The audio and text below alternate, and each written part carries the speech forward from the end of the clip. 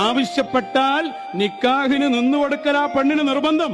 ആ പെണ്ണിനെ മറ്റൊരാള് പെൺകെട്ട് പറയൽ പോലും ഹറാമാണ്. വേറൊരാൾക്ക് ആ പെണ്ണിനെ കെട്ടാൻ തീരുമാനിക്കാൻ പോലും പാടില്ല. കെട്ടൽ പിന്നല്ലേ. മാത്രല്ല കേട്ടോ, യജിബു അലാ സൗജിഹാ ത്വലാഖുഹാ. ഒരു ഭാര്യയും ഭർത്താവും കൂടി ഇങ്ങനെ പോവാ. അപ്പൊ ഹബീബായ സല്ലല്ലാഹു അലൈഹി വസല്ലം പറഞ്ഞു, ഓളാടന്നോട്ടെ. ഹബീബായ തങ്ങൾ കെട്ടാൻ ആഗ്രഹിച്ചു പോയാൽ ആ ഭർത്താവ് ത്വലാഖ് ചൊല്ലൽ നിർബന്ധമാണ്. ത്വലാഖ് അപ്പ ചൊല്ലിക്കൊള്ളും. നിന്നെപ്പോലെയുള്ള പരമദണ്ഡികൾ വ്യാഖ്യാനിച്ചെഴുതിയ കുറച്ച് തെണ്ടിത്തരങ്ങൾ നിറഞ്ഞ രേഖകളും ഹദീസുകളും പ്രമാണങ്ങളുമാണ് പലപ്പോഴും ഈ മതത്തെ മോശമാക്കി ഉദ്ധരിക്കാൻ വേണ്ടി പലയിടങ്ങളിലും ഉപയോഗിക്കുന്നത്. ആരെ നോക്കിയാലും അങ്ങ് കൊടുക്കണം, അവിടെ നിൽക്കാൻ പറഞ്ഞാൽ അവിടെ നിൽക്കണം, അവിടെ കൊടുത്തിട്ടേ പോകാവൂ എന്നൊക്കെ പറഞ്ഞാൽ നിന്റെ തെണ്ടിത്തരവും തെമ്മാടിത്തരവും വിവരദോഷവുമാണ് നൗഷാദ് എന്നുള്ളത് നീ മനസ്സിലാക്കണം.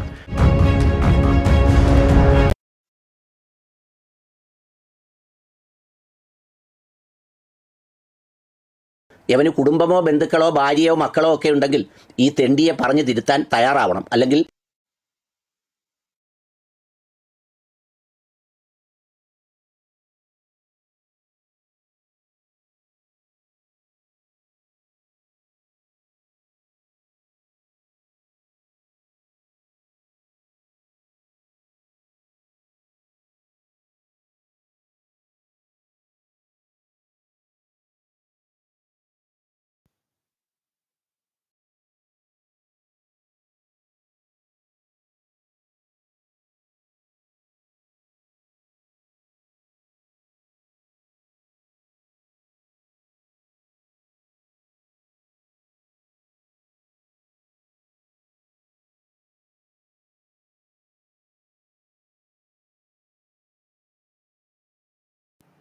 ഹലോ,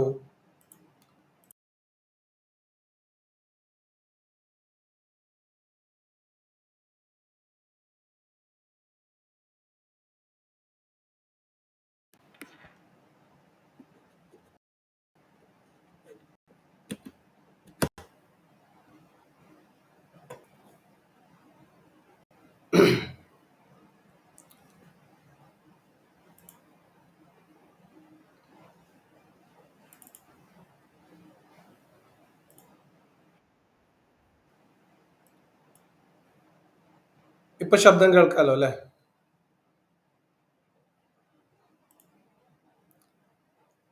ശബ്ദം ക്ലിയർ ആയെങ്കിൽ പറയണേ.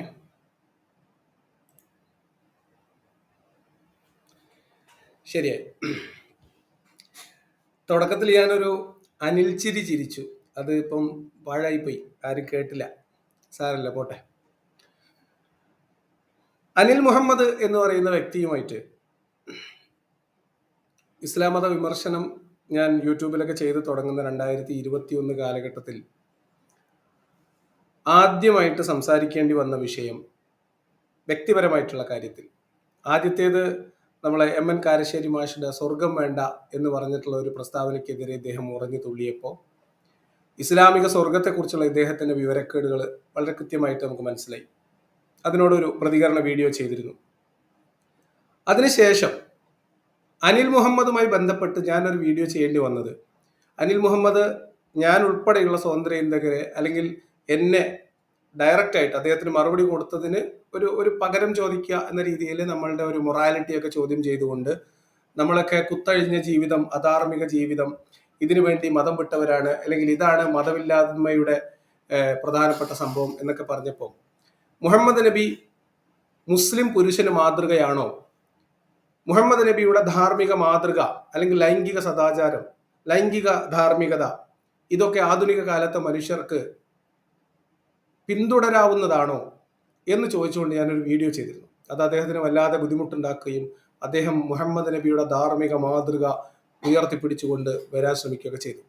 അതിൽ പ്രധാനമായിട്ട് ആയിഷ ബീവിയുടെ കല്യാണത്തെക്കുറിച്ചുള്ള അദ്ദേഹത്തിൻ്റെ ഒരു സിദ്ധാന്തം വേറെ ഒരു മതപണ്ഡിതനെയൊക്കെ സഹായത്തിന് വിളിച്ചുകൊണ്ടാണ് ചെയ്തത്. ഇസ്ലാം മത വിമർശകർക്ക് എതിരെ ഇവർ ധാർമ്മികമായ ചോദ്യങ്ങൾ ഉന്നയിക്കുമ്പോൾ അതിൽ പ്രധാനപ്പെട്ടത് ലൈംഗിക ധാർമ്മികതയായിരിക്കും. അതേ സമയത്ത് ഇസ്ലാമുമായി ബന്ധപ്പെട്ട്, പ്രവാചകനുമായി ബന്ധപ്പെട്ട് ഇവരുടെ വിശ്വാസം അനുസരിച്ച് പ്രവാചകൻ എന്ന് പറയുന്നത് ലോകാവസാനം വരെയുള്ള സകല മനുഷ്യർക്കും ഉത്തമമായ ജീവിത മാതൃകയാണ് എന്നാണ്. അത് എല്ലാ കാര്യത്തിലും, ഒരു വ്യക്തി എന്നുള്ള രീതിയിൽ, ഒരു ഭർത്താവ് എന്നുള്ള രീതിയിൽ, ഒരു കുടുംബസ്ഥൻ, ഒരു പിതാവ് എന്ന രീതിയിൽ, ഒരു ഭരണാധികാരി എന്ന രീതിയിൽ, ഒരു എന്താ പറയുക, ഒരു ജഡ്ജ് എന്ന രീതിയിൽ, ഒരു ന്യായാധിപൻ എന്ന രീതിയിലൊക്കെ എല്ലാ കാലത്തുള്ള മനുഷ്യർക്ക് ഏറ്റവും ഉത്തമമായ മാതൃകയുണ്ട് മുഹമ്മദ് നബിയിൽ എന്നാണ് ഇവർ പറയുമ്പോൾ അതാണ് പറയുക. അപ്പൊ നമ്മൾ ഓരോരോ മാതൃകകൾ എടുത്തിട്ട് മുഹമ്മദ് നബിയുടെ ഈ മാതൃക നിങ്ങൾക്ക് ഇന്ന് പിന്തുടരാൻ പറ്റുമോ ചോദിച്ചാൽ ഇല്ല, അത് മുഹമ്മദ് നബിക്ക് മാത്രമുള്ളതാണ്. ഇനി വേറൊരു മാതൃക എടുത്തിട്ട് ഇത് ഇന്നത്തെ കാലത്ത് ചെയ്യാൻ പറ്റുമെന്ന് ചോദിക്കുമ്പോൾ അത് ആ കാലഘട്ടത്തിലല്ലേ എന്ന് പറയും. ഇങ്ങനെ നമ്മൾ ഓരോന്നായിട്ട് പരിശോധിച്ചാൽ മുഹമ്മദ് നബി എന്ന് പറയുന്നത് ആധുനിക ലോകത്ത് ജീവിക്കുന്ന ഒരു മുസ്ലിം പുരുഷന് പിന്തുടരാവുന്ന ഒരു ലൈംഗിക സദാചാരമോ ധാർമ്മികതയോ ഉണ്ടായിരുന്ന ആളല്ല. അങ്ങനെ പിന്തുടരാവുന്ന ഒരു മാതൃകയല്ല മുഹമ്മദ് നബി എന്ന് നമ്മൾ പറയുമ്പോൾ അതിനെതിരെ ഉറഞ്ഞു തുള്ളുന്നവർ, അതിനെതിരെ പറയുന്നവരെ, വിമർശിക്കുന്നവരെ, ചീത്ത വിളിക്കുന്നവർ, അതിനൊക്കെ മുന്നിൽ നിൽക്കുന്ന ആളാണ് അനിൽ മുഹമ്മദ്. അനിൽ മുഹമ്മദ് അങ്ങനെ വിളിക്കുന്ന ഒരു ചീത്ത കേട്ടുകൊണ്ട് നമുക്ക് തുടങ്ങാം. ഇത് എന്നെ വിളിക്കുന്നതോ ഇസ്ലാം മത വിമർശനം നടത്തുന്ന ആരെങ്കിലുമോ വിളിക്കുന്ന ചീത്തയല്ല. എന്തായാലും ചെവിട് പൊട്ടുന്ന ചീത്തയാണ്. അതുകൊണ്ട് ഈ വീഡിയോ തുടർന്ന് അങ്ങോട്ട് കാണുന്നവർ, ഇന്നലെ ഒരു അബദ്ധം പറ്റിയെന്നാണ് മനസ്സിലാക്കിയത്. അതുകൊണ്ട് തുടർന്ന് അങ്ങോട്ട് കാണുന്നവർ കുട്ടികളുടെ അസാന്നിധ്യത്തിലായിരിക്കാൻ ശ്രമിക്കുക. ഹെഡ്സെറ്റ് യൂസ് ചെയ്യാൻ ശ്രമിക്കുക. പരമാവധി പബ്ലിക്കിലൊക്കെ ഇരുന്ന് കാണുന്നവരാണെങ്കിൽ തീർച്ചയായിട്ടും ഹെഡ്സെറ്റ് യൂസ് ചെയ്യണം. കാരണം അതുപോലത്തെ പ്രവാചക മാതൃകകളും പ്രവാചകന്റെ ചില പ്രത്യേകതകളും ഒക്കെയാണ് നമ്മൾ ഇന്ന് സംസാരിക്കുന്നത്. അപ്പോൾ അനിൽ തുടങ്ങും. കുടുംബമോ ബന്ധുക്കളോ ഭാര്യയോ മക്കളോ ഒക്കെ ഉണ്ടെങ്കിൽ ഈ തെണ്ടിയെ പറഞ്ഞു തിരുത്താൻ തയ്യാറാവണം, അല്ലെങ്കിൽ ഏതെങ്കിലും മഹല്ല് കമ്മിറ്റിക്കാർ തിരുത്താൻ തയ്യാറാവണം. അതുകൊണ്ട് പല മുസ്ലിയാക്കന്മാരെയും നമ്മൾ പല പേരുകളിട്ട് വിളിക്കുന്നവരുണ്ട്.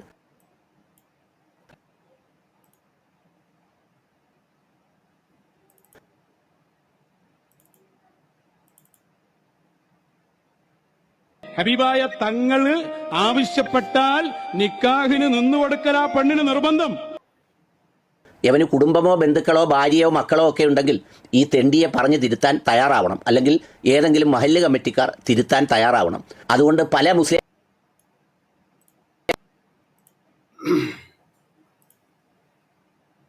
യവന് കുടുംബമോ ബന്ധുക്കളോ ഭാര്യയോ മക്കളോ ഒക്കെ ഉണ്ടെങ്കിൽ ഈ തെണ്ടിയെ പറഞ്ഞു തിരുത്താൻ തയ്യാറാവണം, അല്ലെങ്കിൽ ഏതെങ്കിലും മഹല്ല് കമ്മിറ്റിക്കാർ യവന് കുടുംബമോ ബന്ധുക്കളോ ഭാര്യയോ മക്കളോ ഒക്കെ ഉണ്ടെങ്കിൽ ഈ തെണ്ടിയെ പറഞ്ഞു തിരുത്താൻ തയ്യാറാവണം, അല്ലെങ്കിൽ ഏതെങ്കിലും മഹല്ല് കമ്മിറ്റിക്കാർ തിരുത്താൻ തയ്യാറാവണം.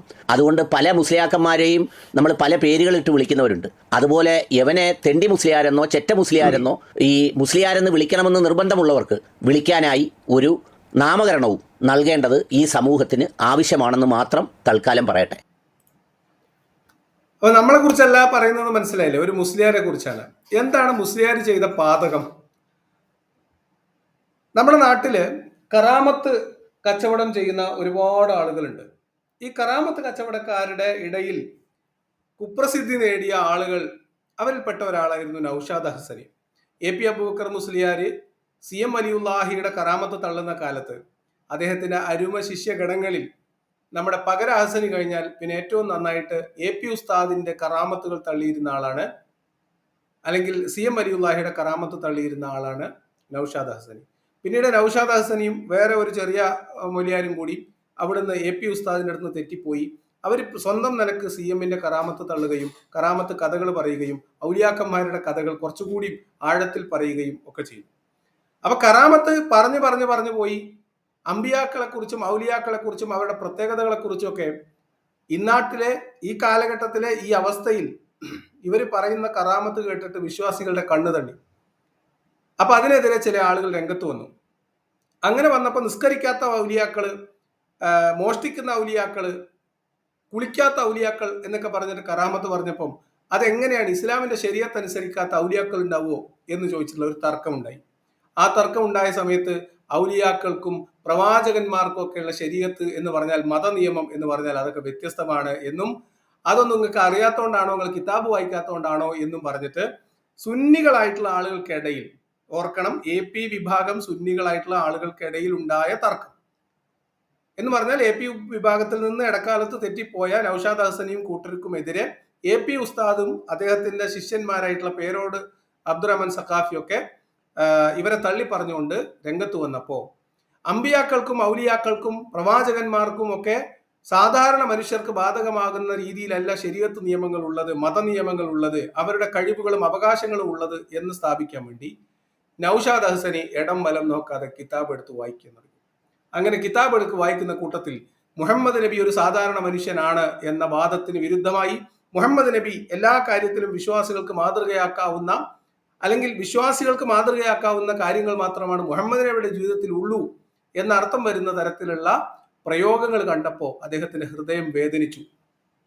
അള്ളാഹുവിന്റെ ഏറ്റവും പ്രധാനപ്പെട്ട ഹബീബ്, അല്ലെങ്കിൽ അള്ളാഹുവിന്റെ ഏക ഹബീബ് ആയിട്ടുള്ള മുഹമ്മദ് നബി, നിരവധി അനവധി പ്രത്യേകതകളുള്ള മനുഷ്യനാണ് മുഹമ്മദ് നബി എന്ന് വിശ്വസിക്കുന്ന വിശ്വാസം, എഴുതി വെച്ചിട്ടുള്ള കിതാബുകൾ, ഇതൊക്കെ മൂടി വെച്ചുകൊണ്ട് സാധാരണക്കാരായിട്ടുള്ള മനുഷ്യരെ കബളിപ്പിക്കാൻ വേണ്ടി മുഹമ്മദ് നബിയുടെ പ്രത്യേക നിയമങ്ങൾ, മുഹമ്മദ് നബിക്ക് അള്ള കൊടുത്ത പ്രത്യേക ഓഫറുകൾ, ഇതൊക്കെ മറച്ചു പിടിച്ച് ഇതൊക്കെ ഉണ്ട് എന്ന് പറയുന്ന ഇവരെ ചീത്ത വിളിക്കാൻ വേണ്ടി അവർ രംഗത്ത് വന്നപ്പോൾ നൗഷാദ് ഹസൻ ഒരു കിതാബ് എടുത്ത് വായിച്ചു. ആ കിതാബ് എടുത്ത് വായിച്ചത് കേട്ടിട്ട് കലി പൂണ്ട അനിൽ മുഹമ്മദിന് ആദി കയറി. എന്താ ആദി? മുഹമ്മദ് നബിയാണ് എല്ലാ കാര്യത്തിലും മുസ്ലിങ്ങൾക്ക് ഏറ്റവും ഉത്തമമായ മാതൃക. മുഹമ്മദ് നബിയോളം നല്ലൊരു മാതൃക നിങ്ങൾക്ക് വേറെ കാണാൻ കിട്ടൂല.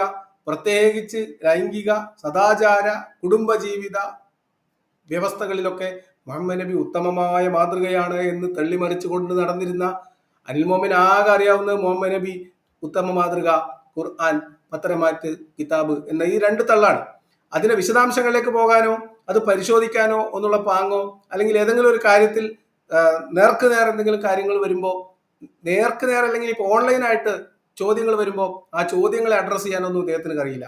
ഇദ്ദേഹത്തിന് ആകെ അറിയാവുന്നത് പണ്ട് എന്നെ ചീത്ത വിളിച്ചത് ഇതേ രീതിയിലും ഇതിനേക്കാളും കടന്ന രീതിയിലാണ്. ഇതിപ്പോ മൊയ്ലിയാരായതുകൊണ്ട് ഒന്ന് മയത്തിൽ വിളിക്കുന്നു എന്ന് മാത്രം.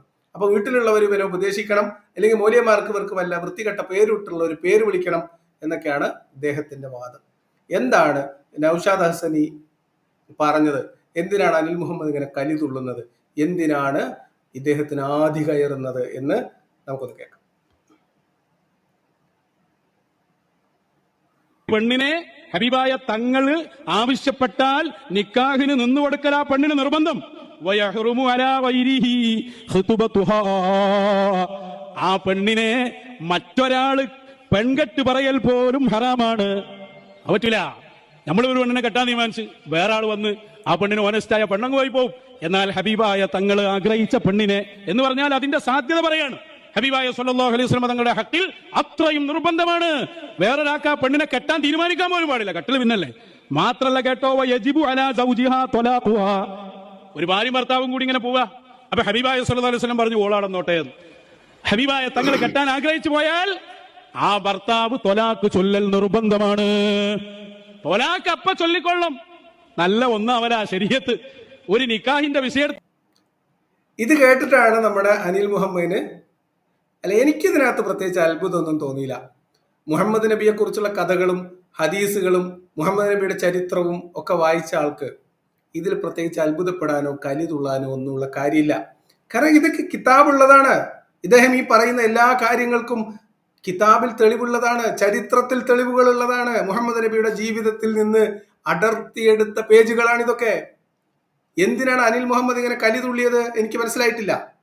ഇദ്ദേഹം പറയുന്നത് കൂടാതെ ഇദ്ദേഹം പറയുന്ന ഏറെക്കുറെ കാര്യങ്ങൾക്കൊക്കെ അദ്ദേഹത്തിന്റെ ജീവിതത്തിൽ സംഭവിച്ച സംഭവങ്ങൾ തെളിവുദ്ധരിച്ചുകൊണ്ട് നൗഷാദ് ഹസനിയുടെ ഈ ഒരു ചെറിയ ക്ലിപ്പ് കണ്ടിട്ട് കലി തുള്ളി ചീത്ത വിളിക്കുന്ന അനിൽ മുഹമ്മദ് അദ്ദേഹത്തിന്റെ കലിമാറുന്നത് വരെ 5 മിനിറ്റ് നിർത്താതെ ചീത്ത വിളിച്ചത് കേട്ടതിന് ശേഷം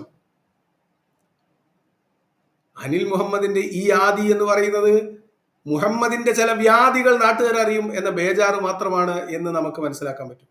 അതിനുള്ള തെളിവുകൾ കൂടിയാണ് നമ്മൾ ഇന്നത്തെ വീഡിയോയിൽ ഉൾപ്പെടുത്തുന്നത്. അപ്പൊ ഇനി അനിൽ മുഹമ്മദ് ഇത്രയും പറഞ്ഞപ്പോഴത്തേക്ക്, അതായത് മുഹമ്മദ് നബി ഒരു സ്ത്രീയെ കല്യാണം കഴിക്കണം എന്ന് തീരുമാനിച്ചാൽ അതിന് നിന്നു കൊടുക്കൽ ആ സ്ത്രീക്ക് നിർബന്ധമാണ്. സത്യമല്ലേ? സത്യമാണ്. മുഹമ്മദ് നബി ഒരു സ്ത്രീയെ കല്യാണം ഉറപ്പിച്ചാൽ, ആലോചിച്ചാൽ, കല്യാണം കഴിക്കണമെന്ന് ആഗ്രഹം ഉണ്ടായാൽ ആ സ്ത്രീയെ വേറൊരാൾ കല്യാണം കഴിക്കാൻ പാടുണ്ടോ? കല്യാണം ആലോചിക്കാൻ പാടുണ്ടോ? ഇല്ല, പാടില്ല. സത്യമല്ലേ? ചരിത്രത്തിൽ തെളിവില്ലേ? ഭർത്താവുള്ള ഒരു സ്ത്രീയെ മുഹമ്മദ് നബി ആഗ്രഹിച്ചാൽ ആ ഭർത്താവ് ആ സ്ത്രീയെ ത്വലാഖ് ചൊല്ലൽ വാജിബല്ലേ?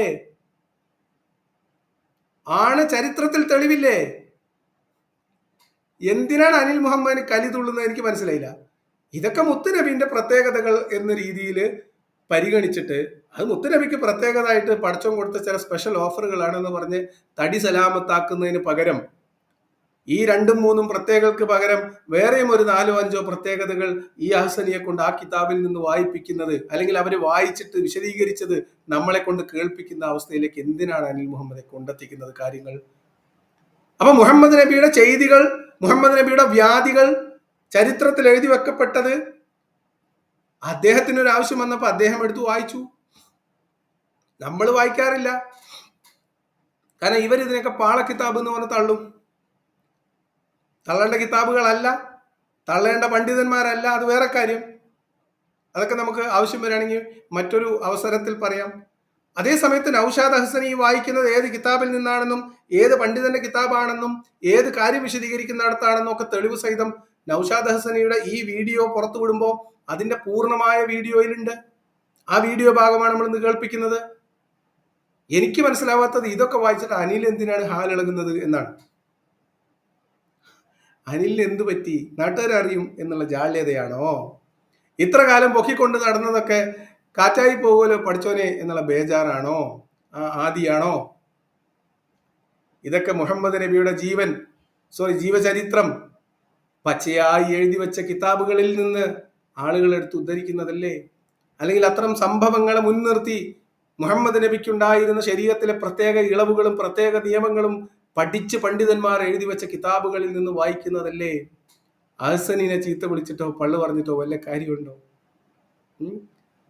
നേതാവിന്റെ കയ്യിലിരിപ്പ് നന്നല്ലാത്തതിന് അണികളുടെ നെഞ്ചത്ത് കയറുന്നതിൽ വല്ല അർത്ഥമുണ്ടോ അനിൽ സാഹിബേ? അതുകൊണ്ട് അനിലിന്റെ കഥ അല്ലെങ്കിൽ അനിലിന്റെ ആദി നമുക്കൊന്ന് കേൾക്കാം. അനിലാകെ പൊട്ടിത്തെറിക്കുകയാണ്, ചീത്ത വിളിക്കുകയാണ്. ആരനെ? നൗഷാദ് അഹ്സനിനോടാണുള്ള കലിപ്പ് മൊത്തം. അപ്പോ ഇനി നിങ്ങൾ ശ്രദ്ധിക്കേണ്ടത്, അനിൽ മുഹമ്മദ് നൗഷാദ് അഹ്സനിയെ കുറിച്ച് പറയുന്ന ആക്ഷേപങ്ങൾ മുഴുവൻ ഖുർആൻ എന്ന് പറയുന്ന മതനിയമത്തെയും ഇസ്ലാം എന്ന് പറയുന്ന മതത്തെയും മുൻനിർത്തി നിങ്ങൾ മുഹമ്മദിൽ ആരോപിച്ചു നോക്കുക. വെറുതെ ഒരു പരീക്ഷണമാണ് കേട്ടോ. ഇദ്ദേഹം ഇങ്ങനെയൊക്കെ പറയാനുള്ള കാരണം എന്താണ് എന്ന് നൗഷാദ് അഹ്സനിയെ കുറിച്ച് അനിൽ മുഹമ്മദ് പറയുന്ന ആരോപണം ഖുർആനിലും സുന്നത്തിലുമായിട്ട് പടർന്നു കിടക്കുന്ന ഇസ്ലാമിക നിയമങ്ങൾ ഉണ്ടാവാനുള്ള കാരണം എന്താണ് എന്ന് മുഹമ്മദ് നബിയിൽ ആരോപിച്ചാൽ എങ്ങനെ ഉണ്ടാകുമെന്ന് നിങ്ങളൊന്ന് ഇതിന്റെ കൂടെ വെറുതെ പോയി നോക്കാം. എന്റെ ശ്രദ്ധയിൽ വരുന്ന കാര്യങ്ങൾ ഞാനും പറയാം. നിങ്ങളപ്പോ പൂർണ്ണമായിട്ട് ഈ ശ്രദ്ധയിൽ ഇതിന്റെ കൂടെ തന്നെ ഉണ്ടാവണം. വിവരദോഷവും അറിവുകേടും തൻ്റെ ഉള്ളിലുള്ള വിഭൂതികളോ ഇഷ്ടങ്ങളോ ആഗ്രഹങ്ങളോ പൂർത്തീകരിക്കുന്നതിന് വേണ്ടിയും എന്തെങ്കിലും തരത്തിലുള്ള തെമ്മാടിത്തരങ്ങളും തോന്നിയാസങ്ങളും പ്രവാചകന്റെ മേൽ കെട്ടിവെച്ച് ജീവിക്കാൻ ആഗ്രഹിക്കുന്ന ഈ കാലഘട്ടത്തിൻ്റെ ശരിയായ തെണ്ടികളിൽ ഒരാളാണ് നൗഷാദ് എന്ന തലേക്കെട്ടുകാരൻ. അതിൻ്റെ വ്യത്യസ്ത ഡിഗ്രിയിലുള്ള പലരുണ്ട്. പക്ഷേ ആ ഡിഗ്രിയിലെ വളരെ പ്രഥമ സ്ഥാനം അർഹിക്കുന്ന ഒരാളാണ് നൗഷാദ് എന്ന് വിളിക്കുന്ന ഈ വേഷഭൂഷകൾ കൊണ്ട് ഇസ്ലാമിൻ്റെയും മതത്തിൻ്റെയും എന്തൊക്കെയോ ആണെന്ന് വിശ്വസിപ്പിക്കാൻ ശ്രമിക്കുന്ന ശുദ്ധ വിവരദോഷിയും പരമദണ്ഡിയുമായ. പറയാനുള്ളത്, നീ മറ്റേതെങ്കിലും പണിക്ക് പോയി ജീവിക്കാൻ ശ്രമിക്കണം. അതെ, അനിലല്ലാത്തവരൊക്കെ വേറെ എന്തെങ്കിലും പണിക്ക് പോകണമെന്നാണ് അനിലിന്റെ ഒരു ഇത്. അനിലിന്റെ പണി എന്താ? അനിൽ യൂട്യൂബറാണ്. യൂട്യൂബിൽ വീഡിയോ ചെയ്ത് വരുമാനം ഉണ്ടാക്കുക, റേഡിയോയിൽ പാട്ട് കേൾപ്പിച്ച് വരുമാനം ഉണ്ടാക്കുക, മേമ്പൊടിക്ക് സാമൂഹ്യ പ്രവർത്തനം, ഇതാണ് അനിലിന്റെ തൊഴില്.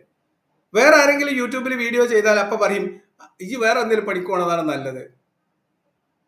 ഇതാണ് അനിലിന്റെ ഒരു പൊതുരീതി. അത് അനിലിന്റെ ഒരു ശീലമായതുകൊണ്ട്, സ്വഭാവമായതുകൊണ്ട് നമ്മൾ അതിനകത്തൊന്നും പറയുന്നില്ല.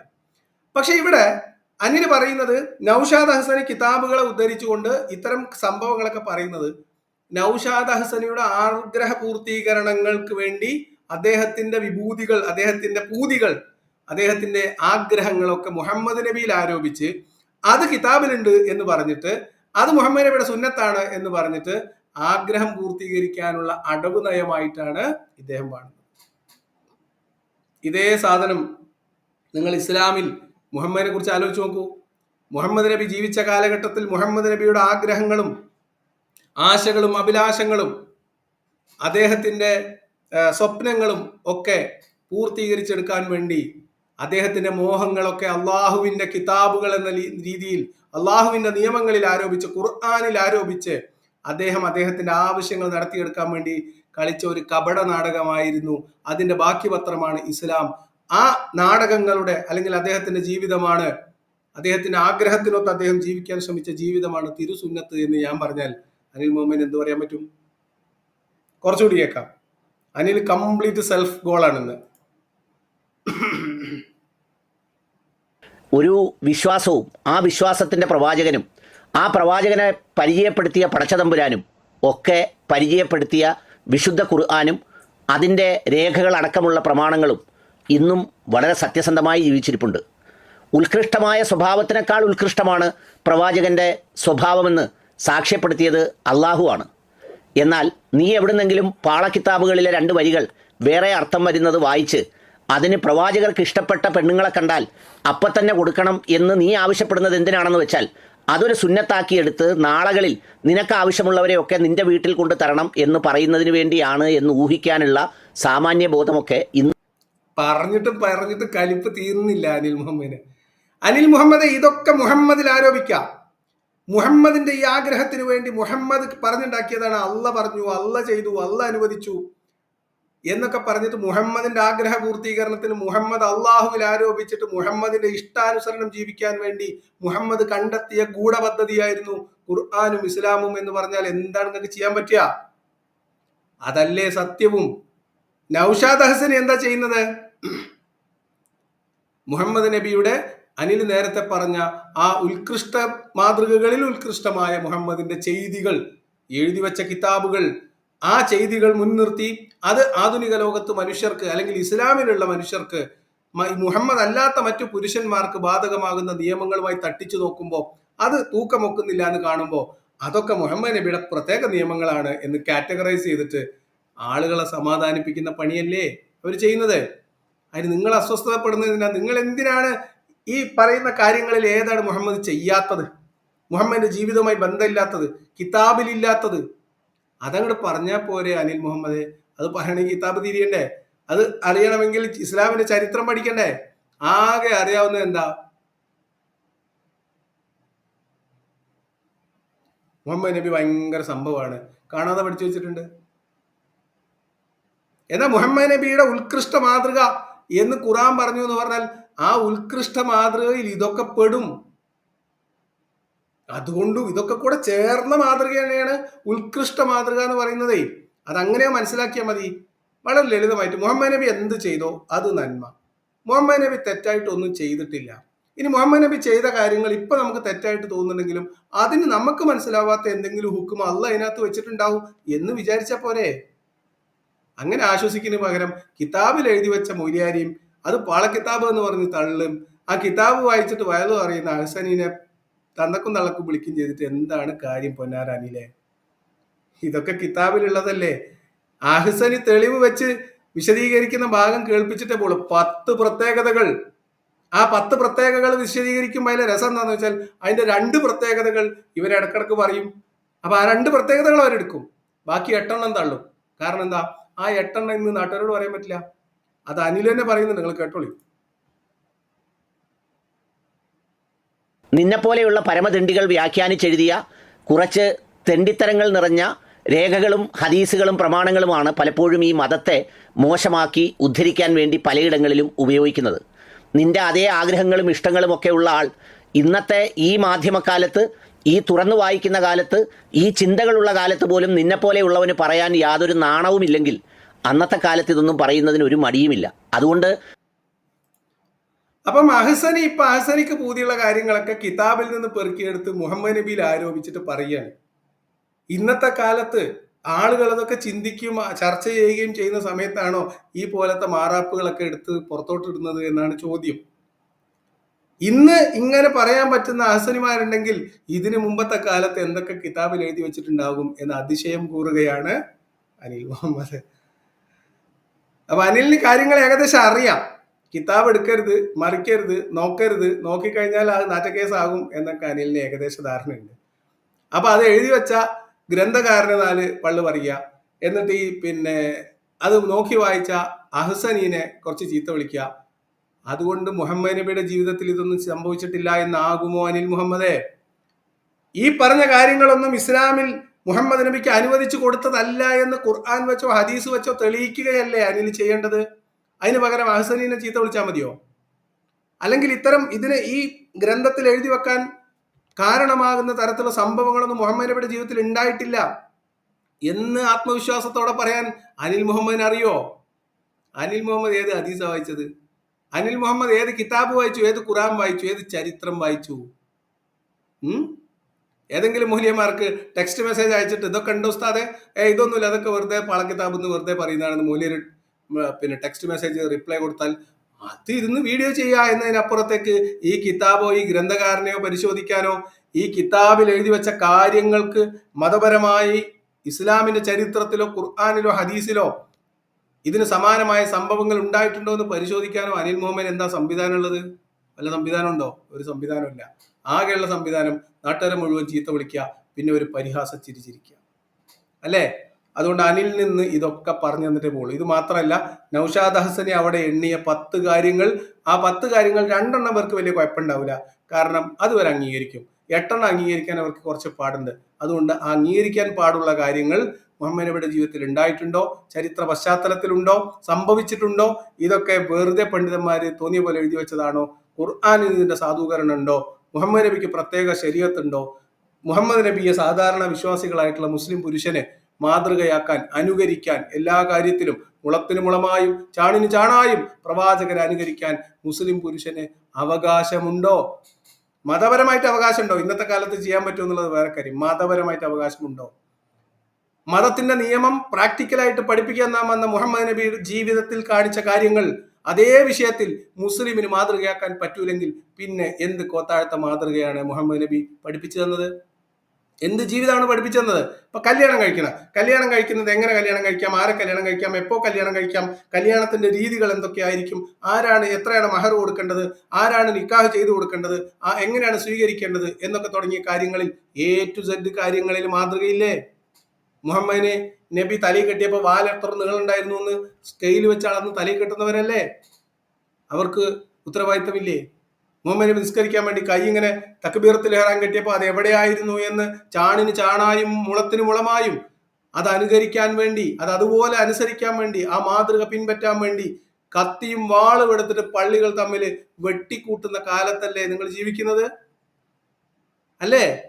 ആ മാതൃകയുള്ള മനുഷ്യൻ, ആ മാതൃക പഠിപ്പിക്കാൻ വന്ന പ്രവാചകൻ ഒരു മനുഷ്യന്റെ ജീവിതത്തിൽ പ്രത്യേകിച്ച് സദാചാരം എന്ന് പറഞ്ഞാൽ അരക്കു ചുറ്റുമുള്ള എന്തോ ആണ് എന്ന് മാത്രം ചിന്തിക്കുന്ന വിശ്വാസ സമൂഹത്തിന് മുമ്പിൽ മുഹമ്മദ് നബിയുടെ ലൈംഗിക സദാചാര വൈവാഹിക ജീവിതങ്ങൾ തുറന്ന പുസ്തകം പോലെ ആളുകൾക്ക് മാതൃകയാക്കാൻ പറ്റണ്ടേ? മാതൃകയാക്കാൻ പറ്റുന്നത് പോയിട്ട് കിതാബിലുള്ളത് വായിക്കാൻ പറ്റാത്തതാണെങ്കിൽ, കിതാബിലുള്ളത് വായിക്കുന്ന മൂല്യരെ ചീത്ത വിളിക്കുന്ന തരത്തിലുള്ള സംഭവങ്ങളാണ് കിതാബിലുള്ളതെങ്കിൽ ആ മുഹമ്മദിൽ എന്ത് മാതൃകയുണ്ടെന്നാണ് അനിലെ? വെറുതെ ആളെ ചീത്ത വിളിച്ചിട്ട് കാര്യമുണ്ടോ? നമുക്ക് കേട്ട് പോവാം. നിന്റെ ആഗ്രഹ പൂർത്തീകരണത്തിന് പറ്റിയത് നമ്മുടെ സന്തോഷ് ജോർജ് കുളങ്ങര പരിചയപ്പെടുത്തിയ ഏതെങ്കിലും സംസ്ഥാനത്തോ രാജ്യത്തോ പോയി അതുപോലെ ജീവിച്ച് നിനക്കിഷ്ടമുള്ളതുപോലെ ചെയ്യാം. അതിന് ചെയ്യുന്നതിന് തടസ്സമൊന്നുമില്ല, ഇവിടെയും ആവാം. പക്ഷെ അതൊന്നും നീ പ്രവാചകനായ മുഹമ്മദ് നബി സല്ലല്ലാഹു അലൈഹി വസല്ലമയുടെ മേൽ ആരോപിച്ച് ആരെ നോക്കിയാലും അങ്ങ് കൊടുക്കണം, അവിടെ നിൽക്കാൻ പറഞ്ഞാൽ അവിടെ നിൽക്കണം, അവിടെ കൊടുത്തിട്ടേ പോകാവൂ എന്നൊക്കെ പറഞ്ഞാൽ നിന്റെ തെണ്ടിത്തരവും തെമ്മാടിത്തരവും വിവരദോഷവുമാണ് നൗഷാദേ എന്നുള്ളത് നീ മനസ്സിലാക്കണം. എന്തൊക്കെ വാക്കുകളാണ്! സ്വന്തം പ്രവാചകനെ കുറിച്ചല്ലേ ഈ പറയുന്നത്? സംഗതി ഇനിയിപ്പോ കിതാബിൽ അങ്ങനെ ഉണ്ട് എന്ന് തന്നെ വെക്കാം. അഹ്സനി അത് വായിച്ചു എന്നും വെക്കാം. മറുപടി പറയുമ്പോ പ്രവാചകനെ കുറിച്ച് പറയുന്ന വാക്കാണത്. എങ്ങനെയാണ് ഒരു പ്രവാചകനെ ബഹുമാനിക്കുന്നു എന്ന് പറയുന്ന ഒരാൾക്ക് ഇതുപോലെ പദപ്രയോഗങ്ങൾ സ്വന്തം പ്രവാചകന് നേരെ, അങ്ങനെ അദ്ദേഹത്തിന്റെ ജീവിതത്തിൽ ഉണ്ടായിട്ടുണ്ടെങ്കിൽ തന്നെ, കിതാബിൽ എഴുതിയിട്ടുണ്ടെങ്കിൽ തന്നെ, വേറൊരു മൂല്യർ വായിച്ചിട്ടുണ്ടെങ്കിൽ തന്നെ, അനിൽ ഈ പറഞ്ഞതുപോലെയുള്ള പദപ്രയോഗങ്ങൾ എങ്ങനെയാണ് പ്രവാചകനെ സ്നേഹിക്കുന്ന ഒരാൾക്ക് പറയാൻ പറ്റുക? പറയുന്നതിനൊക്കെ ഒരു മാന്യത അന്തസ്സില്ലേ? പറയുന്നത് പിന്നെ അഹ്സനിയാണ് ഉദ്ദേശിക്കുന്നതെങ്കിലും പോയി കൊള്ളുന്നത് എവിടെയാണ് എന്ന് ആലോചിക്കണ്ടേ അനിൽ മുഹമ്മദേ? ആലോചിക്കണ്ടേ? ഇതൊക്കെ ശ്രദ്ധിക്കണ്ടേ അമ്പാനെ?